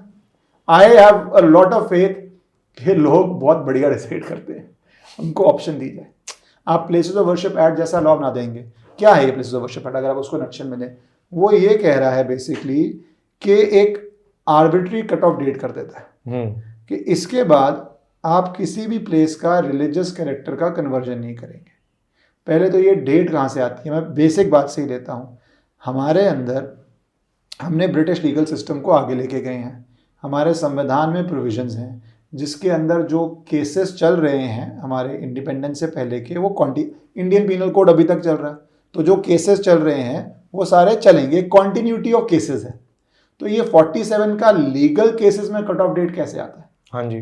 अगर किसी का फॉर एग्जांपल किसी का प्रॉपर्टी डिस्प्यूट 1940 में चल रहा था तो इंडिपेंडेंस के बाद भी चला है, उसकी अपील चल रही थी, अगर अपीलेट कोर्ट में था तो अपील चल रही है। किसी ने 1946 में केस डाला था, उसका फैसला 1952 में आया है, तो इंडिपेंडेंस के बाद आया है, तो एक लीगल कॉन्टिन्यूटी रही है। ये लीगल कॉन्टिन्यूटी में एकदम से आपने आर्बिट्री डेट कैसे डाल दी है? पहली चीज ही क्यों डाली गई है? दूसरी बात, अगर आपको डेट डालनी है तो सारे जो पेंडिंग डिस्प्यूट्स हैं उनको सॉल्व करने के बाद डालिए, बिना सॉल्व करे डाल रहे हैं तो ये तो वो हुआ कि मेरा हक था, पहले सरकार मेरी नहीं थी, पहले डेमोक्रेसी नहीं थी। सी अंग्रेज़ों को, एक सेकंड के लिए मैं उस डिबेट में नहीं चल रहा हूँ उनका क्या माइंड था, अंग्रेज़ों को अपनी प्रायोरिटीज़ थे क्योंकि वो कॉलोनियल मास्टर्स थे, उनकी अपनी प्रायोरिटीज़ थी। उनकी प्रायोरिटी जो थी, आप हमारे लीगल स्ट्रक्चर में देखें, उनको था कि इंडिया में क्राइम ना हो क्योंकि उनके लिए गवर्नेंस मुश्किल हो जाएगी लॉ एंड ऑर्डर पे। उनको था कि इंडिया में कॉमर्स उनको बेनिफिट करे और यूनिफॉर्म हो। उनको चाहिए था कि जब कोर्ट्स में एविडेंस आए वो उनके हिसाब से हो कि वो ट्रायल कर पाए। उनको क्या फर्क पड़ता था किसका धर्म स्थान है, किसको मिल रहा है? उनको नहीं था। उनको क्या फर्क पड़ता है आप 4 शादी करते हैं, 3 शादी करते हैं? नहीं पड़ता था, वो आपके घर की बात है। तो उन्होंने क्या किया, सिविल लॉ यूनिफॉर्म कर दिया। आपका जो इंडियन कॉन्ट्रैक्ट एक्ट है, स्पेसिफिक रिलीफ एक्ट है, जो भी सिविल लॉज हैं आप कॉन्ट्रैक्ट करते हैं, वो उन सारी कम्युनिटीज़ के लिए सेम है। हाँ जी। आप क्राइम करके ना बच जाएं, इंडियन पीनल कोड 1860 सबके लिए सेम है, ठीक है। CRPC भी लेके आए, वो एविडेंस एक्ट भी लेके आए, सबके लिए सेम है। तो उन्होंने कमर्शियल लॉज, क्रिमिनल लॉज सबके लिए सेम कर दिए। जो आपके पर्सनल लॉज है उनको लेना देना ही कुछ नहीं है उससे। भाई आप अपनी बेटी को प्रॉपर्टी देते हैं नहीं देते हैं, उनको क्या फर्क पड़ता है? अपने बेटे को देते हैं नहीं देते हैं, क्या फर्क पड़ता है? आप अडॉप्शन कैसे करते हैं नहीं करते, उनको क्या फर्क पड़ रहा है? आप जैसे मैंने बोला 17 साल में शादी करते हैं या 40 में करते हैं, उनको क्या फ़र्क पड़ता है? आप 4 शादियां करते हैं नहीं करते हैं, 2 करते हैं, उनको क्या फ़र्क पड़ता है? तो बाकी 2 एस्पेक्ट्स उन्होंने यूनिफॉर्म कर दी क्योंकि उनको चाहिए थे। पर हमारा देश तो एक इंडिपेंडेंट डेमोक्रेटिक देश था, तो हमें तो सब कुछ ही यूनिफॉर्म चाहिए। ये चीज़ भी आपको इतना टाइम लग गया। और उसी के साथ जब आप ये प्लेसेस ऑफ वर्शिप आ जाते, तो ये पहले तो कट ऑफ डेट कैसे आती है। दूसरी, सुप्रीम कोर्ट ने शुरू से कहा हुआ है कि किसी भी लॉ से आप जुडिशियल रिव्यू नहीं हटा सकते। भाई कोर्ट के पास पावर होगी केस को सुनने की, देखने की, और जो कानून है और जो एविडेंस है, जो फैक्ट्स है, उस पर डिसीजन देने की। तो आपको जुडिशियल रिव्यू हटाने के लिए, और वो हर जगह स्ट्राइक डाउन हुआ, तभी ये लॉ मुझे लगता है स्ट्राइक डाउन होगा इसी ग्राउंड पे, और भी ग्राउंड्स हैं। तो आपने कैसे बोला कि कोर्ट सुनेंगे ही नहीं, कोर्ट अपील भी नहीं सुनेंगे इसका, अगर केस है भी तो उसकी अपील भी नहीं सुनेंगे, कैसे, क्यों, किस लिए, क्या पर्पस? तो आर्टिकल 32 वाला चीज आया था, 32 भी, अब तो 21 में भी है आर्टिकल 21, आपका राइट टू लाइफ का जिस तरह एक्सपैंड हुआ है उसमें भी है कि आपको एक्सेस टू जस्टिस है। भाई यहाँ पे क्या हो रहा है, मेरे पास जस्टिस का एक्सेस ही नहीं है। कैसे मेरा सिर्फ एक बार ही हुआ है हिंदुस्तान में, और हम लोग तो पॉजिटिवली हिंदुस्तान बोलते हैं, कतवा की तरह नहीं बोल रहे। एक बार ही हुआ है सिर्फ कि आपका एक्सेस टू जस्टिस रोका गया है, वो इमरजेंसी में हुआ था, जब ये भी कह दिया था हीबस कॉर्पस, जो आपका आर्टिकल 21 है कि आपको बेल मिलना, आपको अरेस्ट होना, जो सारे ग्राउंड्स हैं, वो आपका राइट सस्पेंड हो सकता है इमरजेंसी के अंदर। तो यहाँ पे तो मेरे सारे धार्मिक राइट सस्पेंड हो गए एक साथ। डेटी और प्रॉपर्टी राइट्स का जो है वो भी सारे आपने सस्पेंड कर दिए एक साथ। इक्वालिटी के राइट सस्पेंड कर दिए। इक्वालिटी के राइट कैसे? राम मंदिर के लिए एक्सेप्शन है, ठीक है, और ऑब्वियसली राम मंदिर is a place of unique significance, but equally ज्ञान Vapi is a place of unique significance. मैं उस कैटेगरी में भी बोल रहा हूँ, और सेम कृष्ण जन्मभूमि, हाँ कृष्ण जन्म, लीगल कैटेगरी इज, थोड़ा हम एक कैटेगरी अगर बनाए भी एक्सेप्शन कार्व आउट करने की, तो कैसे आप उसमें कृष्ण जन्मभूमि हो गया, ज्ञान, मतलब एग्जाम्पल दे रहा हूँ, नहीं कर सकते। हाँ जी, तो उसके अंदर भी वो भी एक है। तो बहुत सारे ग्राउंड्स हैं इसके अंदर। या अब जो हो रहा है कि रिलीजियस आइडेंटिटी डिटर्मिन कर सकते हैं आप, जो ज्ञान व्यापी चल रहा है, सब कुछ चल रहे हैं, कन्वर्जन पे बैन है। आइडेंटिटी क्या थी, ये क्यों इंपॉर्टेंट हो जाता है? दो तरह से। एक तो या तो जिन लोगों ने ड्राफ्टिंग करी वो इनकॉम्पिटेंट थे, उन्होंने गलत ड्राफ्टिंग करी कि ये चीज छोड़ दी कि जल्दबाजी में, या फिर मैं मानता हूं कि जैसे मेरे पास कोई प्रूफ नहीं है, प्रमाण नहीं है, कुछ नहीं है, कि जैसा जो सनातन ने सदियों से लड़ाई लड़ी और अच्छे लोग चुपचाप जहां जहां लड़ सकते थे लड़ पाए, लड़ते रहे, तभी we are the oldest continuous living civilisation. तो पता नहीं, हो सकता है वहां पे कुछ धार्मिक लोग बैठे पड़े थे जो उस परिस्थितियों में भी जो कर सकते थे और फ्यूचर जनरेशंस टू फाइट, वो कर रहे थे। राम मंदिर की पहली एफआईआर तो 1858 में निहंग 6 पे हुई थी। अच्छा, द फर्स्ट एफआईआर, क्योंकि उन्होंने वहां जाके हवन किया, पूजा किया, राम जी श्री राम सब लिख दिया दीवारों पे। तो अंग्रेजों ने 1858 में पहली एफआईआर दर्ज की थी, 1858 निहंग 6 के ऊपर। तो वही हर जनरेशन ने लड़ा है। तो पता नहीं है जो, क्योंकि जिस तरह ये लॉ ड्राफ्टेड है, ये मुझे नहीं लगता कॉन्स्टिट्यूशनल स्क्रूटिनिटी स्टैंड कर सकता है। या साथ ही साथ जो अभी केसेस चल रहे हैं, रिलीजियस आइडेंटिटी, वो क्यों इंपॉर्टेंट है? वंस अ मंदिर ऑलवेज अ मंदिर। तो अगर स्थापित हो जाए कि 47 में भी मंदिर था, वंस अ मंदिर इज ऑलवेज अ मंदिर, आप क्या इलीगली, वो जजमेंट्स है बहुत सारी, तो इतने सारे इसमें लूप होल्स हैं। वंस अ मंदिर ऑलवेज अ मंदिर का कॉन्सेप्ट हो जाएगा कि 47 में भी ये मंदिर था, किसी और ने कुछ किया हो, कब्जा किया हो, ढांचा बनाया हो, अलग बात है, पर वो मंदिर ही रहता है। अगर प्राण प्रतिष्ठा पूजा के बाद हुआ है तो वो ड्यूली बना है, जिसे हम इंग्लिश में बोल लें तो वो रहता है, तो वो भी एक ग्राउंड है। तो वो ग्राउंड की मल्टीप्लिसिटी बहुत सारी है। मैंने अभी ऑर्गेनाइजर में एक आर्टिकल लिखा, जो लोगों को डिटेल में पढ़ना है वो पढ़ सकते हैं उस आर्टिकल को, कि इतने सारे ग्राउंड्स हैं इसके। एक तो मेरे ख्याल से सिंपल ग्राउंड है, क्लीन ग्राउंड है कि अनकॉन्स्टिट्यूशनल है, पर उसके अंदर बहुत सारे और ग्राउंड्स हैं। एएसआई जो 100 साल से पुराने हैं, सारे ही मंदिर हमारे तो प्राचीन हैं, तो वो एएसआई की वजह से कवर्ड नहीं होते, वो भी एक एक्सेप्शन है इसके अंदर। तो एक लॉन्ग लिस्ट ऑफ एक्सेप्शन है। तभी मैंने कहा या तो जो करना चाहते थे वो कर नहीं पाए क्योंकि इतना गंदी तरह ड्राफ्ट किया, या कुछ अच्छे लोग बैठे होंगे उन्होंने किया। अब जो भी इंटरप्रिटेशन मान लीजिए, ये लॉ में तो ज्यादा होल्स हैं, एक स्विस चीज में जितने होल होते हैं ना उससे ज्यादा होल है ऐसे भी। okay. और दूसरी तरफ से तो ये क्लीन कट अनकॉन्स्टिट्यूशनल है। तो ये इस पे कोई केस नहीं चल रहा है? चल रहे हैं, कॉन्स्टिट्यूशनल वैलिडिटी चैलेंज है, और जो ये सारे केसेस चल रहे हैं, हर केस में पहली एप्लीकेशन तो ये डलती है ना कि प्लेसेस ऑफ वर्शिप एक्ट की वजह से ये केस नहीं चल सकता। डिस्ट्रिक्ट कोर्ट ने पाया कि नहीं चल सकता है, हाई कोर्ट ने भी पाया चल सकता है, सुप्रीम कोर्ट डिपेंड नहीं है, तो अभी चल भी सकता है। जैसे मैंने बोला स्विस चीज की तरह इसके अंदर होल्स हैं। तो why is it taking so long to, वो अब जुडिशियल के अंदर टाइम तो लगता ही है। ये तो टाइम का आई एम श्योर कि अभी नहीं हुआ होगा ना केस तो उसी टाइम हो गया होगा। नहीं, पर वो चलते रहते हैं बीच बीच में, कभी स्लो हो जाते हैं, कभी फास्ट हो जाते हैं, चीज़ें चलती रहती हैं। ये तो जैसे मैंने बोला कि आप 500 साल की राम मंदिर के लिए स्ट्रगल थी। बट वो तो फिर बहुत लोग कहते हैं, अब मैं तो लीगली नहीं बोल सकता ये चीज़, बट बहुत लोग कहते हैं तो मोदी गवर्नमेंट आई तो उसका प्रेशर था सुप्रीम कोर्ट पे, ऐसा मुझे लगता है जो लोग कहते हैं वो बिल्कुल गलत कहते हैं। और कहने को तो आप कुछ भी कह सकते हैं। आप हमारे देश में क्या है कि इलेक्शन कमीशन भी खराब है, ईवीएम भी खराब है, कैग भी खराब है, ईडी सीबीआई, चलो ईडी सीबीआई तो एक पॉलिटिकल चीज़ है, वो क्या है क्या नहीं है, बट ईडी सीबीआई भी खराब है। सुप्रीम कोर्ट रोज अगर इलेक्टोरल बॉन्ड जजमेंट्स आ जाए तो supreme court is the best court in the country. अगर राम मंदिर जजमेंट आ जाए तो आज भी सीजीआई पे आते हैं, अरे वो तो बाद में राज्यसभा मेंबर बन गए। तो ये तो चलता रहता है। जबकि आप कभी कांग्रेस टाइम पे देखिए कितने जजेस को क्या क्या मिला है। एक ही एग्जांपल देख लीजिए आप, जज of supreme court I think justice बहरुल इस्लाम, वो पहले एमपी थे, फिर वो हाई कोर्ट का जज बनते हैं। अच्छा, यहाँ तो ठीक है, चलो आप एमपी थे, हाई कोर्ट के जज बन गए, फिर वो रिटायर होते हैं चीफ जस्टिस तरह। उसके बाद उनको सुप्रीम कोर्ट में रिटायरमेंट के बाद सुप्रीम कोर्ट में अपॉइंट कर दिया जाता है। उसके बाद वो फिर रिटायर होते हैं, फिर वो कांग्रेस से एमपी बनते हैं। तो Congress MP to a high court जज, to a chief justice, to a supreme court जज, then again retired, then again MP. इसमें अब ये बड़ी डिबेट है, क्या ये कूलिंग ऑफ पीरियड होना चाहिए, नहीं होना चाहिए, कि मतलब 3 साल ऑफ रिटायरमेंट हो, वो एक सेपरेट। पर आप आज अगर ऐसे करेक्टर असैसिनेशन कर रहे हो तो ये तो शुरू से एक सिस्टम में चलता आ रहा है ना, कोई नई बात थोड़ी ना है। बट वो अब जजेस से नॉट सेटिस्फाइड होना एक अलग बात है। मेरे हिसाब से by and large Indian judiciary world की स्ट्रॉन्गेस्ट जुडिशरी है।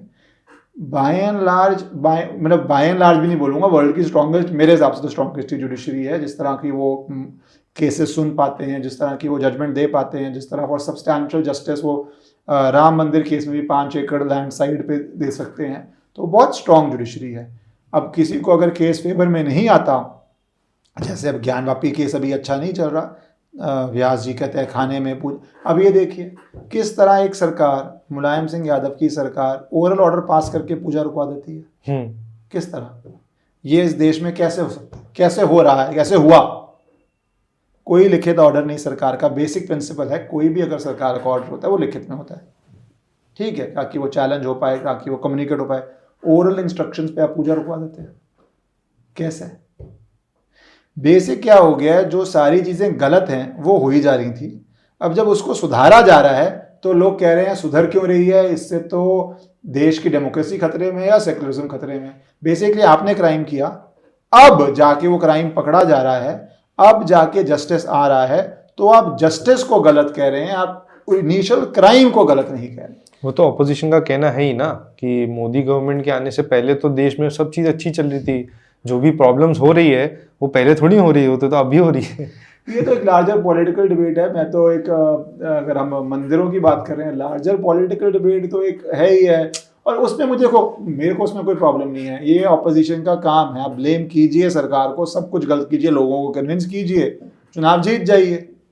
बट यहाँ पे जो फैक्ट्स और लॉजिक की बात हो रही है, एटलीस्ट हिंदू नैरेटिव, आपको क्या लगता है इसमें? बहुत लोग हैं वो मोदी सरकार को क्रेडिट नहीं देते, पर जो इतना नैरेटिव बना है उसमें भी सरकार का एक बड़ा रोल होता है, क्योंकि कम से कम सरकार उठा उठा के हर व्यक्ति को जेल नहीं डाल रही है। मैं ये नहीं बोल रहा कि वो बहुत काम कर रहे हैं इकोसिस्टम बिल्ड करने में, जरूरत ही नहीं है। इतना सक्षम है समाज नैरेटिव बिल्डिंग के लिए, फैक्ट्स लाके, रिसर्च करके, तथ्यों पे, लॉजिक पे, कि आपको सरकार का कोई बस ये है नेगेटिव रोल ना हो, जो एक टाइम पे नेगेटिव रोल हो रहा था, जो एक टाइम पे कुछ वो नेगेटिव रोल टेक्नोलॉजी ने तोड़ा, और कुछ वो नेगेटिव रोल बिकॉज सरकार पनिश नहीं करना चाह रही। जो है आप अपनी बात रखिए, हो सकता है आपको, जैसे हम बात कर रहे हैं, हो सकता है बहुत लोगों को इस बात में तर्क लगे, बहुत लोगों को नहीं लगे, फेयर इनफ। पर मेरा मानना है कि ग्रेजुअली इंडिया में वो तर्क लोगों को दिख रहा है। People are able to evaluate now, people are able to see now. जैसे सबसे अजीब बात जो होती थी, राम मंदिर मत बनाओ, हॉस्पिटल बना दो। पर अभी देखो परसों ही एक साथ 5 IIMs खोल दी ना, AIMs। तो वो तब उनको ध्यान नहीं आता है कि अरे इतने सारी बनाई जा रही है, और सिर्फ मोदी जी के अंदर 15 या 20 हो चुकी है ऑलरेडी AIIMs। नहीं, मैं इसको आप डिफरेंटली लीजिए। पहले तो one is not in derogation for the, ये नहीं है कि अगर आप एक मंदिर बना रहे हैं तो आप एम्स नहीं बना सकते, आपको सब कुछ करना है ना। हाँ। आपको एम्स भी बनाने हैं, आपको हॉस्पिटल्स तो हो ही गए, आपको हाईवेज भी बनाने हैं, एयरपोर्ट्स भी बनाने हैं, पर दूसरे वे में लीजिए। तो पहली बात तो ये कोई लॉजिक ही नहीं था, तर्क ही नहीं था कि वहाँ पे। पर दूसरी बात लीजिए आप, अगर आप इकोनॉमिक ग्रोथ की बात करते हैं, गारंटीड प्रेडिक्शन दे रहा हूँ, जितनी इकोनॉमिक ग्रोथ अयोध्या में अगले 10 साल में होगी उतनी ही पिछले 500 साल में तो नहीं हुई थी।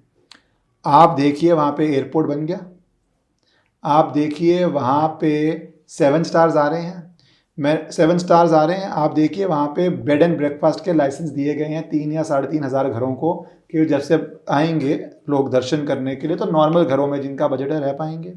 आप देखिए वहाँ पे कितने रेस्टोरेंट खुलेंगे, वहाँ पे आप देखिए कितने शॉपिंग के सेंटर्स खुलेंगे, आप देखिए वहाँ पे जब कनेक्टिविटी बढ़ती है तो वो एक स्नोबॉल इफेक्ट होता है, वो क्या होगा। और हर होटल, हर रेस्टोरेंट, हर शॉपिंग सेंटर में कितनी एम्प्लॉयमेंट जनरेशन होगी, जो इस एरिया में कुछ भी नहीं हो रहा था। ये सब नया आ रहा है और ये सब एक मंदिर बनने से हो रहा है। तो अगर आप इकोनॉमिक, एक मिनट, मेरे हिसाब से इकोनॉमिक तो इसमें कंसिडरेशन फैक्टर नहीं था राम मंदिर बनने में, बनना ही था, चाहे वो उसमें एक व्यक्ति की इकोनॉमिक, 1 रुपए की इकोनॉमिक डेवलपमेंट ना हो तब भी बनना था। ये सांस्कृतिक इशू है, सिविलाइजेशनल इशू है, धार्मिक इशू है, सब कुछ है। पर अगर इकोनॉमिक बात कर रहे हैं तो जितना इकोनॉमिक डेवलपमेंट वहां से हो रहा है, एक व्यक्ति जब वहां जाएगा कितना खर्चा करेगा, कितनी इकोनॉमिक एक्टिविटी करेगा। आप ट्रेन से जाएं, आप कार से जाएं, आप जैसे भी जाएं, फ्लाइट से जाएं, आप जैसे भी जाएं, आप रहेंगे, खाएंगे, शॉपिंग करेंगे, कुछ भी करेंगे, तो उसके अंदर जो आपका खर्चा है वो उस एरिया की इकोनॉमी को बूस्ट करेगा। एक ग्लोबल एग्जांपल ले लीजिए, रोम जाइए, मेरे ख्याल से रोम एक बहुत एवरेज सिटी है, इटली की किसी और सिटी से कंपेयर कीजिए। रोम में रफली 25-30 मिलियन टूरिस्ट आ जाता है हर साल, क्योंकि ऑब्वियसली वहाँ पे it's the centre of church, ठीक है, तो वेटिकन सिटी जाना है सबको। वर्सेस नंबर 2 शहर में भी 10 मिलियन या 8 मिलियन है, उससे लेस देन हाफ टाइम से कम है। क्यों? क्योंकि जो इतने लोग जाते हैं उनके लिए it is a religious pilgrimage also and it is a city to see also. तो अब जो लोग अयोध्या आएंगे, तो जो वो लोग रोम जाते हैं, अंडरस्टैंड करो वो कितना खर्चा करते हैं, कितनी इंडियन कम्युनिटी स्ट्रांग है इंडिया से बाहर। एक इंडिया की डेवलपमेंट जो फ्लाइट पकड़ पकड़ के आएगी दर्शन करने के लिए, जो अब बात कर रहे हैं कि दर्शन करने आएंगे वो सिर्फ अयोध्या नहीं जाएंगे, वो फिर उसके बाद ज्ञान वापी भी जाएंगे, वो कृष्ण जन्मभूमि भी जाएंगे, वो एक पूरा हो सकता है वो ऐसे ही पूरा जो यूपी के अंदर अंदर ही, मैं बात छोड़ोगे वो आगे जाके किसी और में कहाँ जाना चाहते हैं। तो आप उसका इकोनॉमिक पोटेंशियल समझो, it is a bigger potential than anybody can imagine. पर वो क्या बोला, अरे अच्छा, और वहां पे अगर एक हॉस्पिटल, वैसे मैंने बोला बहुत कुतर्क है बट कर लो, एक हॉस्पिटल खुल भी जाता या एक होटल खुल भी जाता या एक स्कूल खुल भी जाता, उससे एरिया में कितना डेवलपमेंट हो जाता, absolute, even on economic parameters, absolute.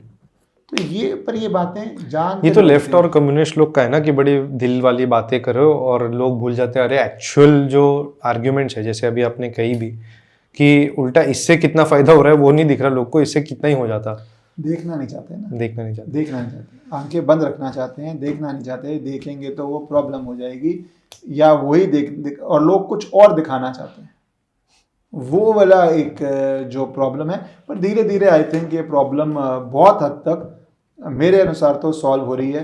तभी बीच बीच में आवाज़ें आती हैं, कुछ लोग बात करते हैं कॉम्प्रोमाइज़ कर लो, ये कर लो, मंदिर पे कॉम्प्रोमाइज़ कर लो। मैं कहता हूँ ये कॉम्प्रोमाइज़ की स्ट्रैटेजी में बिल्कुल मत पड़िएगा, हाँ जी, क्योंकि ये कॉम्प्रोमाइज़ अभी इसलिए बातें हो रही हैं क्योंकि वीक हैं। पता है कि मुलायम सिंह यादव जैसी सरकार नहीं है जो एक ऑर्डर पास कर देगी पूजा नहीं होगा, पता है कि स्ट्रांगली कोर्ट्स में लड़ा जा रहा है। तो ये कॉम्प्रोमाइज़ की बात सिर्फ एक डिलेइंग टैक्टिक है। कॉम्प्रोमाइज़ करना था तो 80s में कर लेते, जो भी होता नहीं होता, हमारे से प्रीवियस जनरेशन थी बहुत अच्छी थी। अब तो it is a matter of justice.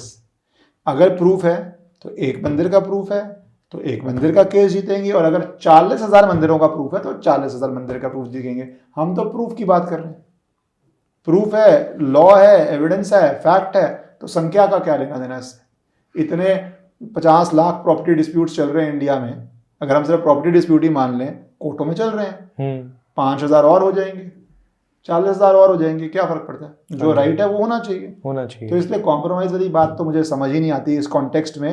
ये जैसे हम कोर्ट में कर रहे हैं ना, बहुत बारी डिले करने के लिए कॉम्प्रोमाइज की बात आगे की जाती है ताकि वो चीज़ें डिले होती रहें। राम मंदिर में 2019 में मैं राम मंदिर कोर्ट में था, रोज होता था कोर्ट में, जब आर्ग्यू किया गया था कि कपिल सिब्बल द्वारा कि 2019 के बाद ये केस सुना जाए, क्योंकि तब लग रहा था 19 में अगर सरकार बदल जाए, सरकार की पावर क्या होती है, एफिडेविट आ जाता है कि there is no historical proof of Bhagwan Ram, जो यूपीए ने डाला था।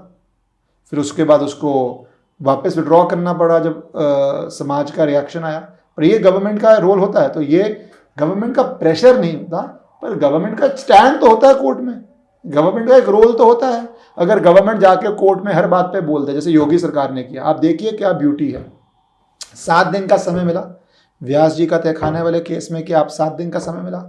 कई सरकारें अगर वो फेवर में ना हो, कोर्ट में एप्लीकेशन डाल सकती हैं कि नहीं, इससे बहुत लॉ एंड ऑर्डर सिचुएशन हो जाएगी, मत कीजिए।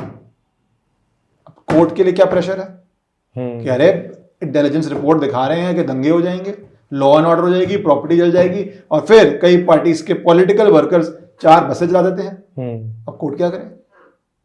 It's a difficult situation. Within some hours, पर यहाँ पे कुछ होने नहीं दिया। Yogi sarkar is very clear, court का ऑर्डर है, मैं इंप्लीमेंट कर दूंगा, विदिन सम आवर्स, परिंदा भी नहीं पर मारेगा, कोई लॉ एंड ऑर्डर प्रॉब्लम नहीं होगा। यहाँ पे राइट सरकार जरूरी है, क्योंकि हमारे डेमोक्रेसी एक होलिस्टिक सिस्टम है। आप जुडिशरी को इन आइसोलेशन नहीं ले सकते, आप सरकार को इन आइसोलेशन नहीं ले सकते। अगर ये वाले जो थ्रेट्स हैं, आप लॉ एंड ऑर्डर का यही ऑर्डर होता, कोई और सरकार होता और वो कोर्ट में इमीडिएट एप्लीकेशन डाल देता और सिक्योरिटी प्रोवाइड नहीं करता और बोलता हम प्रोवाइड नहीं कर पा रहे, बहुत दिक्कत आ रही है, यहां से 8 जगहों से यूपी में रिपोर्ट आ रही है, क्या करते हैं कोर्ट के लिए? I am not predicting court क्या करता, बट एक एक्सपीरियंस से बोल रहा हूं, कोर्ट के लिए एक बहुत सिचुएशन वो हो जाती कि अच्छा थोड़ी देर सस्पेंड कर लेते हैं ऑर्डर को, या अपीलेट कोर्ट बोलता अच्छा देख लेते हैं, तो सॉरी ठंडे बस्ते में चीज, वर्सेस यहाँ पे चंद घंटों में इम्प्लीमेंट। ठीक है, और क्या हुआ? कुछ नहीं हुआ। और इतना कॉन्फिडेंस है सरकार में कि हम कुछ नहीं लॉ एंड ऑर्डर होने देंगे। योगी सरकार में कॉन्फिडेंस है, वो कॉन्फिडेंस को उन्होंने डिलीवर किया। So this is where the government is important along with the law. Absolutely. So let's end our conversation with the final question. अब प्लेसेस ऑफ वर्शिप एक्ट है, पहली बात तो अभी तक क्यों एग्जिस्ट होते हैं ये वो 10 साल से मैं बात कर रहा हूँ, पर अभी तो 2 ही रास्ते दिख रहे हैं, या तो उसको सुप्रीम कोर्ट अनकॉन्स्टिट्यूशनल घोषित कर दे, पर दूसरा तरीका तो पार्लियामेंट भी है ना। हाँ, तो पार्लियामेंट इसको क्यों नहीं कर पा रही? क्या ग्राउंड्स है जो इससे नहीं कर पा रही? Is it very difficult? कोई ग्राउंड नहीं है, कोई इंटेंशन नहीं है। देखो लीगली अगर आप बात करें, पॉलिटिकल इज डिफरेंट। पहले लीगली बात कर लेते हैं, फिर पॉलिटिकली। तो आप लीगली तो कोई नहीं, पार्लियामेंट ने लॉ पास किया है, पार्लियामेंट के पास पावर है, पार्लियामेंट उसको चेंज कर सकता है, खत्म कर सकता है, नॉर्मल पावर है, इसमें कोई स्पेशल मेजोरिटी भी नहीं चाहिए, कुछ नहीं तो ऑप्टिक्स की प्रॉब्लम है। देखिए ये तो पॉलिटिकल डिसीजन है, ये लीगली अगर आप मुझसे पूछ रहे हैं, मेरे हिसाब से लीगली तो कोई बाधा नहीं है। पॉलिटिकली जो आप डिसीजन कर रहे हैं वो पॉलिटिकल टाइमिंग डिसीजन, किस तरह करना है, कैसे करना है, क्या करना है। पर साथ ही साथ जो दूसरी चीज़ हो रही है कि अब जो इसमें इतने लूप होल्स हैं, तो लीगली तो केसेस आगे बढ़ रहे हैं, इसमें लूप होल्स ही इतने हैं। जैसे मैंने बोला, आप जैसे छन्नी में छेद हैं, उतने छेद हैं इसमें, तो वो केसेस बढ़ पा रहे हैं ना। नहीं तो जब बनाने समय इंटेंशन थी कि कोई केस मंदिर का रिक्लेम करने का चल ही ना पाए पूरे देश में, जबकि आप देखेंगे रिलीजियस कन्वर्जन की बात होती है, कश्मीर में ऑलमोस्ट 200 मंदिर इस एक्ट के बाद भी तोड़े गए हैं, डिस्ट्रॉय किए गए हैं, कन्वर्ट किए गए हैं। एक आरटीआई ने और मेरे ख्याल से असेंबली में बोला गया था। तो इंटेलिजेंटली एंड स्पेसिफिकली कश्मीर में ये एक्ट क्यों नहीं इंप्लीमेंट हो रहा था? तो 370 का स्टेटस था, तो क्यों? जहां पे हिंदू मंदिरों को खतरा है वहां पे आप लॉ इंप्लीमेंट नहीं कर रहे। तो वही जो मेरा सबसे पहला लाइन था कि हम शांत है तो हमें दबा दीजिए, वो वायलेंट है तो उनको राइट हो जाएगा, इसलिए मत करिए। मुझे लगता है ये खत्म होने की तरफ जा रहा है। अगर ये 3rd टर्म में मोदी सरकार की मेजॉरिटी आती है तो ये खत्म होने की तरफ जा रहा है। जैसे आप देखिए but does it need 2/3 majority? क्योंकि मेजोरिटी तो आ जाएगी। 2/3 मेजोरिटी का किस चीज के लिए? मतलब थोड़ा सा कॉन्स्टिट्यूशनल चेंजेस, नहीं, अमेंडमेंट्स के लिए चाहिए, पर मुझे लगता है जब धीरे धीरे जितना चेंज जितना फास्ट आया है, लोग रियलाइज नहीं करते कई बार कि 2012 में क्या सिचुएशन थी, आम जब जनरल कॉन्वर्सेशन में, और आज क्या है। Obviously we all wanted faster, everybody wants it faster, इससे फास्ट जाएगा तब भी we will want it faster. पर एजुकेशन में तो जरूर कह सकते हैं लोग, क्योंकि जब कांग्रेस आती है तो वो तो विद इन सम मंथ्स बहुत सारे सिलेबस चेंज कर देगी, वापस टिप्पू सुल्तान की छुट्टी होने लग जाएगी। मतलब अब वैसे स्पीड ऑफ एग्जीक्यूशन तो मैंने बोला ही है। इस पे दो चीज़ होती हैं, दिशा, और दिशा में जिस जा रहे हैं स्पीड क्या है। दिशा सही है, स्पीड ज़्यादा तो आई वुड से कि इस पे एक सब्जेक्टिव चीज़ भी है, पर हम सभी चाहेंगे ज़्यादा स्पीड हो। पर जिनको गवर्न करना है उनको भी बैलेंसिंग करनी है कि हम कौन सी चीज़ कितनी स्पीड से क्या करके कर सकते हैं, तो वो एक डिसीजन लेना है। Effectively places of worship act की वजह से इस समय तो कोई केस रुक नहीं रहा। ओके हाँ, कल को सुप्रीम कोर्ट बोल देता है, अभी सुप्रीम कोर्ट डिपेंडिंग है, कि ये सारे केस रुक जाएंगे because of places of worship act. ठीक है, अगर उस इंटरप्रिटेशन को सुप्रीम कोर्ट करता है और इसको कॉन्स्टिट्यूशनल अपहोल्ड कर देता है, मुझे लगता नहीं ऐसा हो रहा है जो मेरी लीगल समझ कह रही है, बट कर तो फिर तो पार्लियामेंट का रोल आएगा ही आएगा। Then parliament has to decide, but अभी तो केसेस चल रहे हैं। ठीक है, तो वो क्राइसिस मोड नहीं है उस तरह से। ओके हाँ, मतलब आपका कहना है कि स्पीड तो अच्छी है, बस हर जन जो एकदम हड़बड़ी में हर चीज फास्ट चाहता है वो with in snap of finger. मैं नहीं कहता भी कोई इस पे डिफरेंट, इसमें कोई लीगल तरीके इसमें अलग अलग है। कुछ लोग कहते हैं कि भैया जल्दी करो ही करो। ज़्यादा प्रेशर तो मुझे लगता है 19 से पहले था, जहाँ पे बहुत लोगों को ये था कि 19 में वापस आ पाएगी सरकार, नहीं आएगी। वो प्रेशर था कि करो करो करो करो, राम मंदिर भी बनाओ, 370 भी करो, जनता को क्या जवाब होगा कि राम मंदिर नहीं बनाया। 2019 के शुरू में ये बातें चल रही थी ना, बट इलेक्शन जीते और सब हो गई। तो ये बहुत political perception, political decision making वाली बातें हैं। अगर आप प्रिंसिपल स्टैंड की बात करें, मेरे ख्याल से प्लेसेस ऑफ वर्शिप एक्ट एक लिटरली काला कानून है जो हिंदुओं से उनका बेसिक राइट छीनता है। ये होना ही नहीं चाहिए, ये प्रिंसिपल स्टैंड है। अब लीगल स्टैंड भी मैं आप समझा सकता हूँ, पॉलिटिकली टाइमिंग और क्या स्टैंड है वो तो गवर्नमेंट का है। जब आप बात करते हो नैरेटिव की, और हमने बात की किस तरह पूरे बॉलीवुड ने मिलके वो कथुआ वाला कर दिया। आपको याद है नवरात्रि के विश करने के लिए एरोस ने क्या घटिया काम किया था। वो एक येलो साड़ी में इतनी रिवीलिंग गंदी, मतलब क्या बोलूँ, सेक्सुअली एक्सप्लिसिट फोटो डालते हैं वो, और लिखते हैं कि आपकी रात्रि में, नवरात्रि में रात्रि डाल दूं। या सलमान खान की वो चाहते हैं वीडियो कि डांडिया खेलना है, मेरे पास डंडा है, या मजामा में पजामा रणवीर सिंह का। तो ये जो सारी चीज़ें हैं, किस तरह आपके फेस्टिवल को वो सेक्सुअलाइज करके डिस्ट्रॉय करना चाहते हैं, ताकि फिर वो बाद में बोल पाएं कि होली में तो छेड़छाड़ होती है लड़कियों से, इसलिए होली मत खेलो। नवरात्रि में तो भैया लड़कियों के साथ वो गलत लड़के इंटेंशन से आते हैं, इसलिए मत कीजिए। आप वहां पे उनकी एंट्री रोकते हैं, एंट्री पे चेक्स करते हैं, तो बोलते हैं ये सेक्टरिज्म के खिलाफ हो जाता है।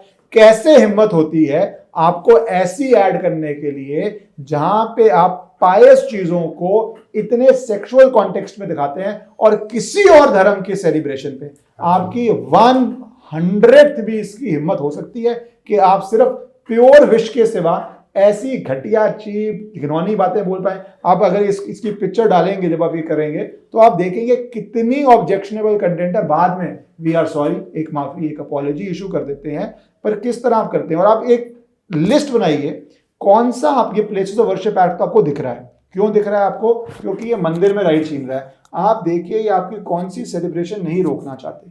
दिवाली पोल्यूशन होता है, सबको कन्विंस कर दिया गया, जबकि डाटा आ चुका है कि दिल्ली की पोल्यूशन के रीजंस क्या हैं। दिवाली मत बनाइए। होली छेड़छाड़ हो जाएगी, लड़कियों से छेड़छाड़ होती है। कौन जाके अपने नॉन सर्कल के बाहर ऐसी जगह जाके खेल रहा होता है कि सेव वाटर, सेव वाटर। राखी, अरे ये तो पेट्रियार्की है। क्यों भैया, बहन को रक्षा की जरूरत है, विमेन आर सो स्ट्रॉन्ग। सारे पायस पर्पस, सारे जो धार्मिक पर्पस छोड़ दो। करवा चौथ, अरे क्यों औरत व्रत रखती है, ये तो अगेन पेट्रियार्की है, ये तो मेल डोमिनेटेड सोसाइटी है। दही हांडी, अरे इसकी तो हाइट बहुत है, लोगों को चोट लग जाएगी, इंजरी हो जाएगी। अब्रॉड जाके देखिए आप बुल फेस्टिवल्स में क्या क्या हो रहा था, चोट नहीं लगती है। आप उसके आगे जलीकट्टू, एनिमल राइट्स है, पर जब आप एनिमल्स को काट रहे होंगे तब एनिमल राइट्स नहीं है। आप एक फेस्टिवल का नाम ले लीजिए जिसके पीछे कोई एजेंडा नहीं चल रहा, जो लोग अभी नहीं समझ रहे। दिवाली तो आप इफेक्टिवली बैटल हार चुके हैं, पर जो बाकी सेलिब्रेशन की बात करूं तो बाकी जो फेस्टिवल्स हैं उसके अंदर आज से एजेंडा चल रहा है। जो मैंने सारी बातें बोली, नवरात्रि पे ऐसी विश आ रही है, इसके पीछे एक एजेंडा चल रहा है। पर जब ये सब बंद हो जाएंगे, रेगुलेटेड आउट ऑफ एग्जिस्टेंस, इतना रेगुलेट करो कि वो खत्म ही हो जाए, या कानून से या नरेटिव से, या स्कूल में बच्चों से टीचर्स भर दें कि बच्चे घर में आके बोलें अरे आप ये क्यों कर रहे हो, नहीं नहीं नहीं होली में तो पानी वेस्ट हो रहा है, नहीं नहीं अरे महाशिवरात्रि में तो दूध वेस्ट हो रहा है।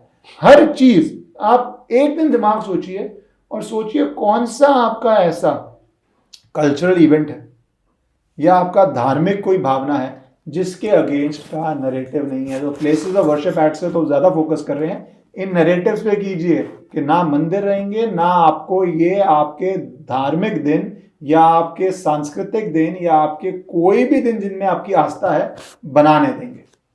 तो बस उसी पे हम एंड करते हैं, क्योंकि अगर मैं कंक्लूडिंग बात बोलूँ, ऑब्वियसली हमने एक एक्ट की बात नहीं की जो सब ज़्यादा सुनना चाहेंगे, बट जो है वक्फ एक्ट की, तो आई थिंक उसका भी टाइम आएगा सून। तो पहले प्लेसेस ऑफ वर्शिप एंड या वो तो एक सेपरेट डिबेट है, उसके लिए 1 घंटा और 2 घंटा और चाहिए कि किस तरह वो कानून को सबका, देखो आपका सबका टाइम आता है। जैसे मैंने बोला कुछ कानून जैसे प्लेसेस ऑफ वर्शिप एकदम काला कानून है, इसको सिरे से खत्म करना चाहिए, इसका एक दिन रुकने का पर्पस नहीं है। पर बिकॉज इसमें इतने छेद हैं कि आपके केसेस चल पा रहे हैं, कॉन्स्टिट्यूशन वैलिडिटी चैलेंज्ड है, वो सुप्रीम कोर्ट में अगर आप वैसे ही जीत जाते हैं पार्लियामेंट की जरूरत ही नहीं है। 1%, जो मुझे नहीं लगता, मैं अगेन बोलता हूँ, 1% आप सुप्रीम कोर्ट में हारते हैं तब yes parliament has to take a call, और मुझे लगता है वो सही कॉल लेंगे कि ये एक्ट नहीं होना चाहिए स्टैट्यूट में। बट जब अपने हाथ में है, पार्लियामेंट के हाथ में है, तो फिर ले ही लेते। अब ये किसी पार्लियामेंटेरियन से पूछिए, मैं तो प्रिंसिपल स्टैंड बोल सकता हूँ ना, एब्सोल्युटली कि काला कानून हटाओ। तो उसी के साथ मुझे बहुत मज़ा आई आपसे बात करके, और हमने बहुत कुछ सीखा, specially legal point of view से, कि कितना इजी होता है और कितना डिफिकल्ट होता है। और हम जब कंप्लेन करते हैं घर बैठे बैठे, तो उसमें क्या एक्चुअली में दूसरा पर्सपेक्टिव आपने दिए, बहुत ब्रिलियंट था। आज मैं बहुत एनरिच होके जा रहा हूँ नॉलेज में। थैंक यू, बहुत मज़ा आया, एंड आई होप लोग भी इसको एंजॉय करें और ये कॉन्वर्सेशंस चलती रहें, बिकॉज चेंज कॉन्वर्सेशन से ही आता है डेमोक्रेसी में। अवेयरनेस, कॉन्वर्सेशन, लीगल चेंज तो एकदम लास्ट स्टेप है। जब जनता का इतना प्रेशर बनता है गवर्नमेंट पे या किसी पॉलिटिकल पार्टी को लगता है कि हाँ यार इसमें तो लाभ है, तो वो अपने आप चेंज लाते हैं, उनकी मजबूरी बन जाती है, उनकी नीड बन जाती है। तो आई होप इस चेंज की जर्नी में ये चलता रहेगा। तो बस उसी के साथ बहुत बहुत धन्यवाद, नमस्ते, नमस्कार, थैंक यू।